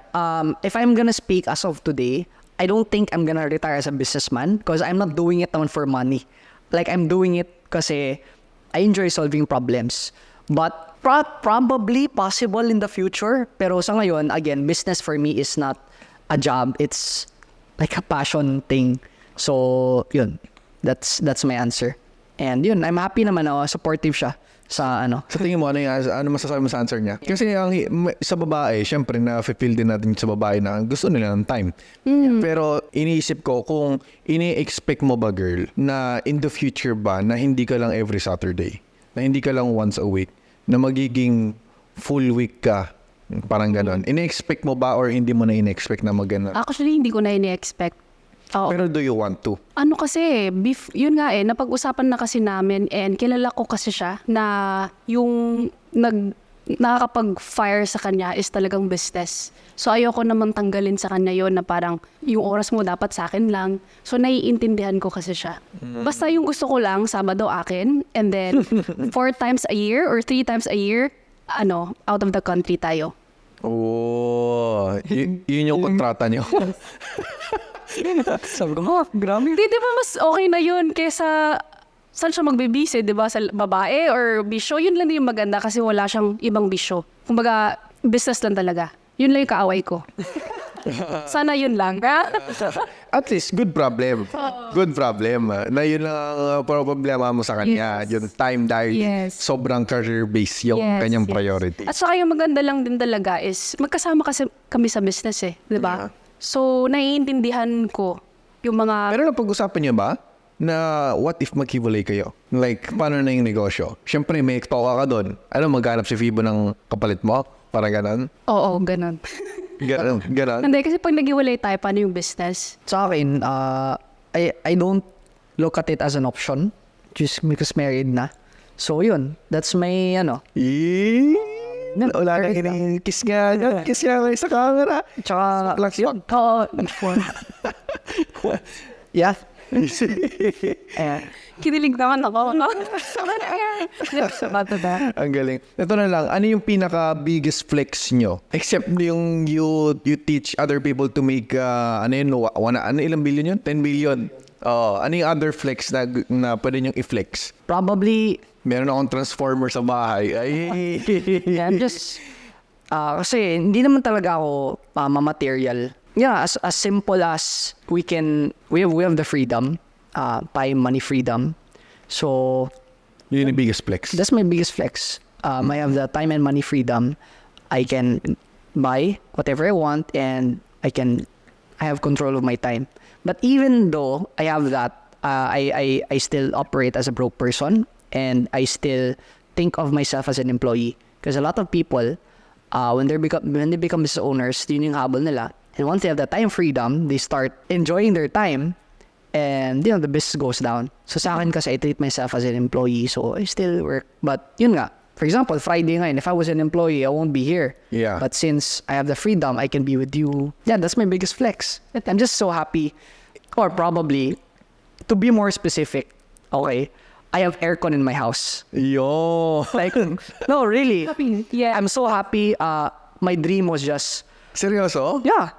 I mean, we had aircon, but it just operates 1 hour a day, right? So, how it works kasi in my family before is my aircon, open 1 hour and then mag-electric pan. So, you have to feel every coldness kasi mawawala na yan.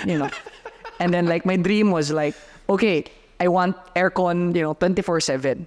And then, that's a simple na nakapag small things like that. And lastly is hot sauce, Tabasco. Okay? Wow. I mean, ang point ko lang, that's 100 pesos. Yeah. But for me before, That's a lot. that's crazy. 100 pesos for hot So yung small things na nakita mo na-achieve mo na dati, ganito lang. Yeah, And yung, being a big... even up until now, every time I eat, tapos may hot sauce, oh gosh, thank you Lord, I have hot sauce. Totoo, I'm so happy with the hot sauce, and siguro remove everything in life except the aircon and the hot sauce. Grabe naman yun. Ako. No, not the material things. Okay. Biggest flex ko siguro sa Fibo. Ayun.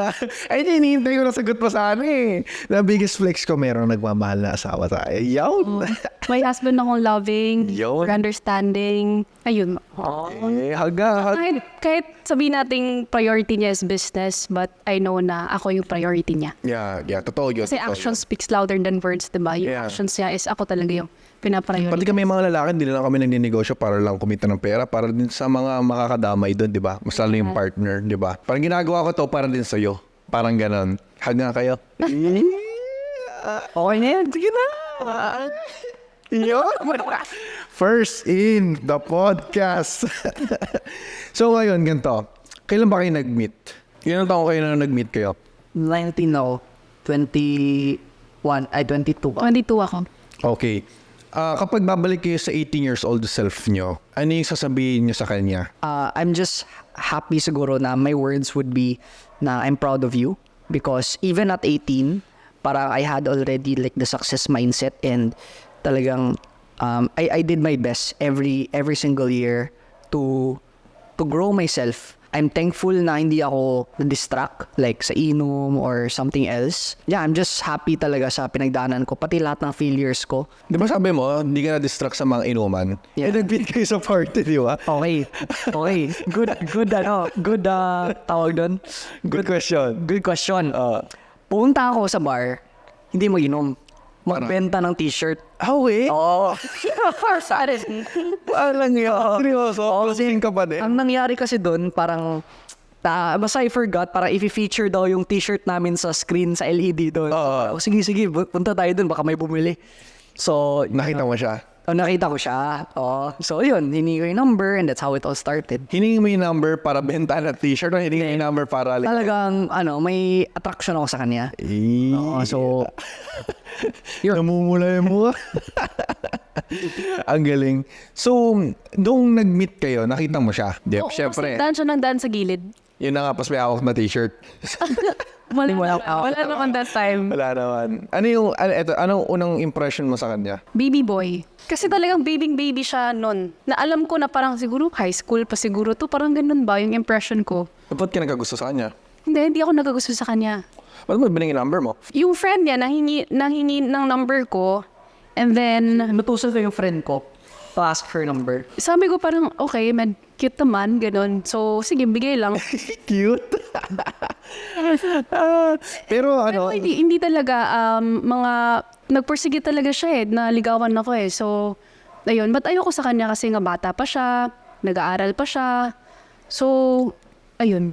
para sa iyo red flag yung mga ganon. Yes. Pero ano yung nakita mo sa kanya na naging green flag na siya? So, nung nagde-date kami, lagi niya kasing sinishare sa akin yung mga goals niya, visions niya. So parang first time na sa mga naging ka-relationship ko or kung magkakarelasyon kami kasi nanliligaw pa siya noon na goal-driven ba? Yes. Ayun yung pinaka nakita mo na Yun yung pinaka nakita ko, yes. Na parang kahit wala pa siya noon, nangungutang pa siya sa akin. Sabi ko, yun. Parang meron akong, yun yung nagustuhan ko sa kanya. Oh, okay. Grabe na. Tingin na nga kayo sa mata. Oo. Eto, ang tanong ko, gusto niyo ba maging rich and famous or rich and anonymous? Ako, rich and famous. Bakit? Because I like to have the influence because I like to impact lives. So, Yes. I cannot impact lives if I don't have their attention. Once Yes. you're famous, you have the attention of people so you can impact lives. I want to be rich because I want to bless others as well. Yes. Ang sarap ng feeling. For example, right now, yung motivation ko na mas yumaman, it's because I want my employees na yumaman din. But I can't make them mayaman kasi naawa ako eh. Sometimes, alam naman natin na pag may emergency sa hospital, ganun. I want them to have more than enough. And the only way for that to happen is I should have more than enough so I can, pay them more. So, yeah. Magkano may average na sinusweldo mo sa kanila? Depends sa position. Depends sa position. Pinaka-highest But, position? Di naman, not that big, like 50. And then, syempre, the lowest, minimum or 12, 14, 16, yeah. Parang Incentives. They have incentives. So, we give out a profit share to our team. Yeah. Yun. Nagbibigyan kayo ng profit share? Yeah, we give a profit share. Wow. Yeah. Baka mapanood ng mga empleyado ko eh. Yeah, but take note, our profit share is, like my minimum. Like, we have to hit the quota to get a profit share. Okay. Because if you give a profit share, even if they underperform, you're incentivizing them for their behavior. So, ganun. Work here yun sa kanila. Like, okay, you get 10% of the profit when you hit this number. Okay. So when you hit this number and above, you get 10%. But if you don't hit that number, then you don't get any profit share. Parang ganon. So it's like a pleasure and consequence. Yes. So it's like, yun, they feel the pain. So makakataw sila. Pag nahitali yung goal, they feel the pleasure. Yes. And yes. Mind you, the profit share is like 2 to 3 times more than their than their salary. Like, Yung wow. na yun, magiging 150K. Yeah, like wow. So, my goal talaga is, hopefully, I want every month, mahit yung, magbibigyan ko sa profit share. Kasi not all the time, kasi it's up and down eh. So, every time mahit yung profit kasi, we increase it, ganun. So, not all the time na mahit talaga yung part. Magkano ba yung pinaka-highest sa isang buwan na kinita nyo? Maliit lang. Mga lang siguro, mga 10% sa'yo. Grabe ka naman. Pero magkano? Maliit nga lang. Sige. Maliit. Then, ito na lang yung magic word doon. Around at revenue.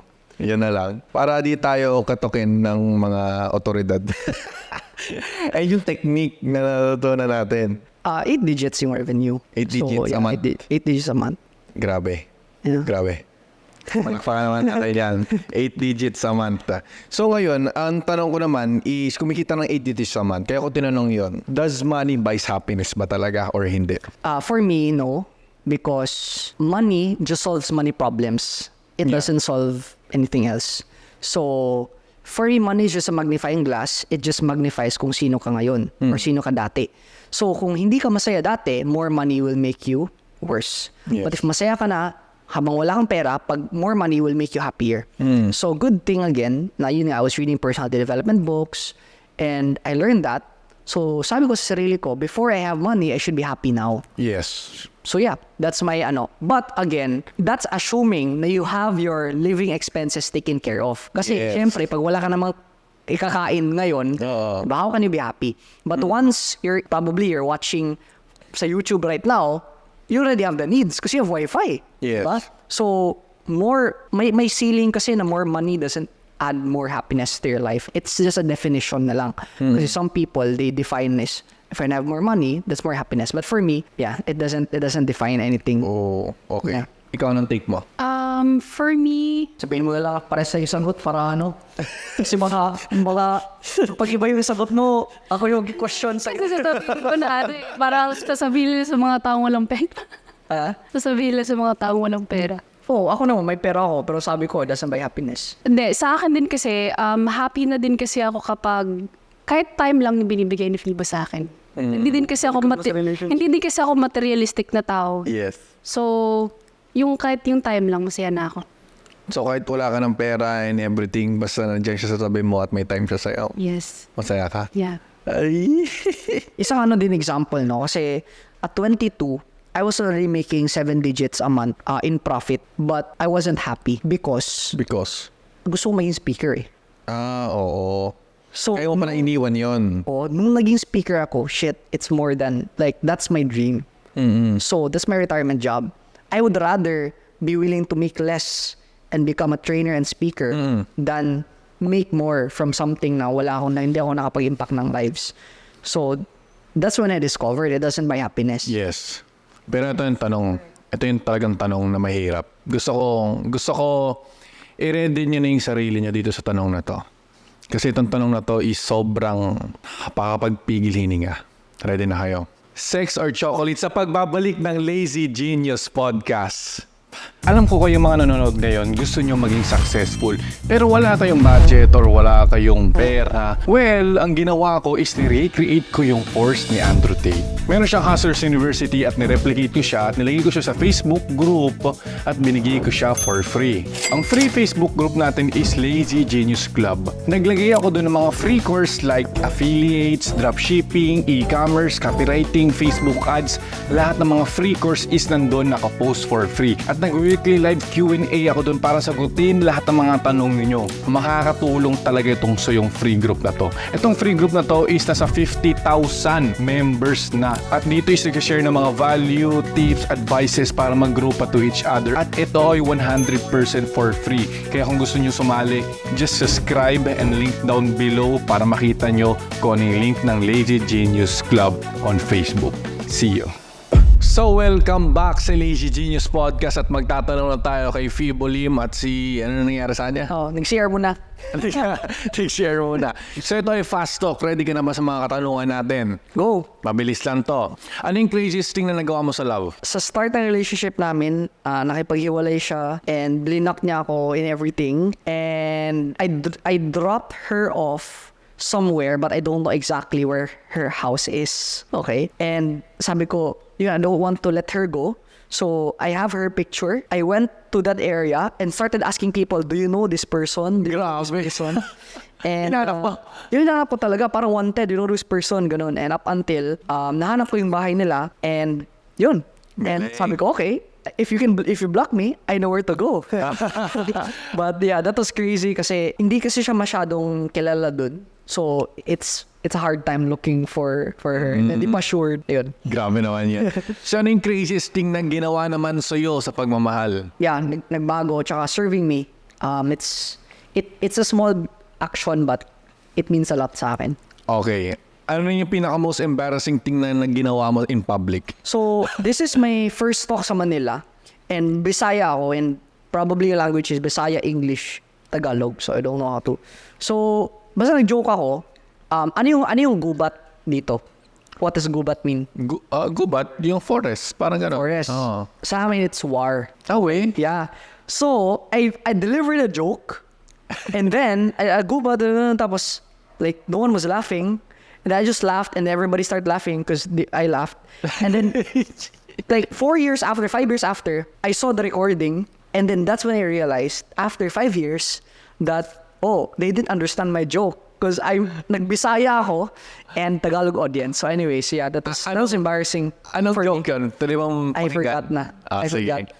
Kapag kakain ka na... Kumbaga, I remember it but I can't deliver it the same way. Okay. Yeah. Okay, Next question. If you could eat one food for your entire life, what food is that? Beef. Beef. Yeah.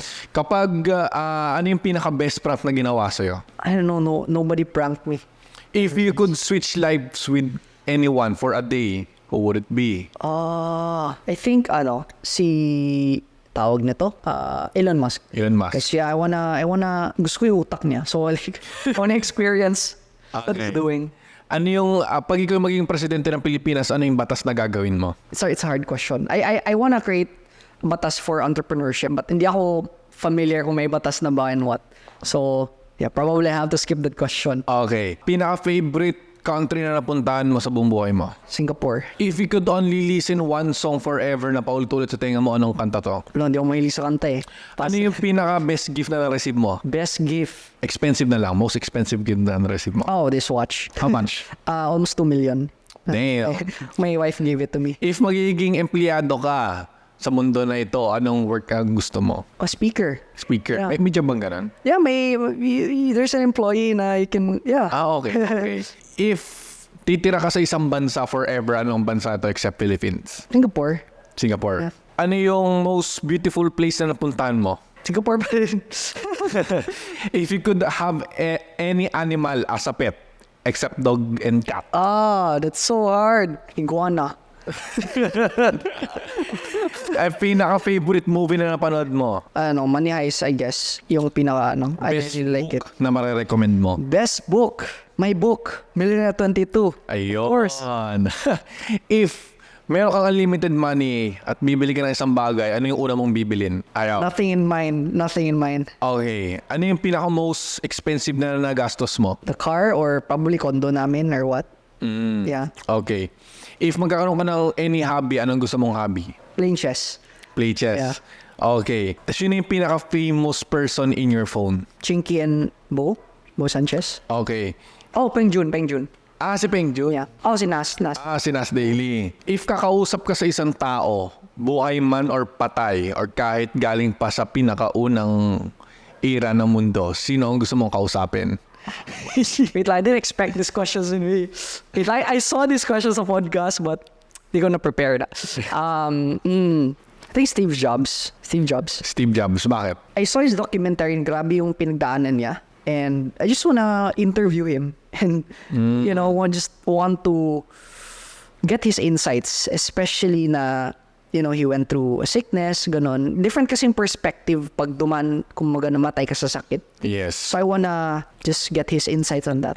If mananalo ka ng lottery, ano gagawin mo sa pinanalunan mo? Probably just buy real estate. Ano yung next business venture na gusto mong gawin pero hindi mo pa nagagawa? The one investing in startups or other businesses. So, as what I've shared, hindi ko pa siya nagagawa. I'm executing it this month. So, yeah. Ano yung gusto mong gawin kada umaga pagkagising? Gusto mong gawin or ginagawa ko? Ginagawa mo na lang Go to the CR and poo. Ano yung ginagawa mo bago ka matulog? Bago matulog, I talk with my wife. Wow, pillow talk. Pillow talk pala tawagin. Okay, pillow talk. Ano yung success means to you? Happiness. Shopee or Lazada? Shopee. GMA or ABS? ABS. Coffee or tea? Coffee. Jollibee or McDo? Jollibee. Saan lugar sa Pilipinas ang 1 pong tirahan except Cebu at Manila? Boracay na lang. Okay, Boracay. Movie or series? Series. Mamahalin mo pa rin ba ang partner mo kahit nalaman mong may AIDS siya? Yes. Wow. Mabait o maganda? Both. Mistisa or morena? Brown talaga yung ako. Brown. Gusto. Okay. Gusto white eh. But appearance doesn't define. Brown naman siya. Pumuti lang. Ikaw sige, sagot mo. Dede o puwet? Dede. Lights on or lights off? Hindi. Pwet pala. Pwet pala. Okay. Lights on or lights off? Lights off. Lights off. Yeah. Okay. Patong ka o patong siya? Patong siya. Sex or chocolate? Sex. What is the best podcast in the Philippines? Lazy Genius Podcast. Hey, thank you sa pagpupunta, Fibo Lim, sa ating Lazy Genius Podcast. Sana maraming kayo natutunan at meron ka ba mapapromote, Fibo, dito? Yeah. So if you're a business owner and you want me to invest in your business to help you scale your business, just visit fiboventures.com and just fill out the application and see, baka I can be one of your partners. Okay, thank you sa pagpupunta, Fibo Lim, at we will see you on the next episode. Goodbye.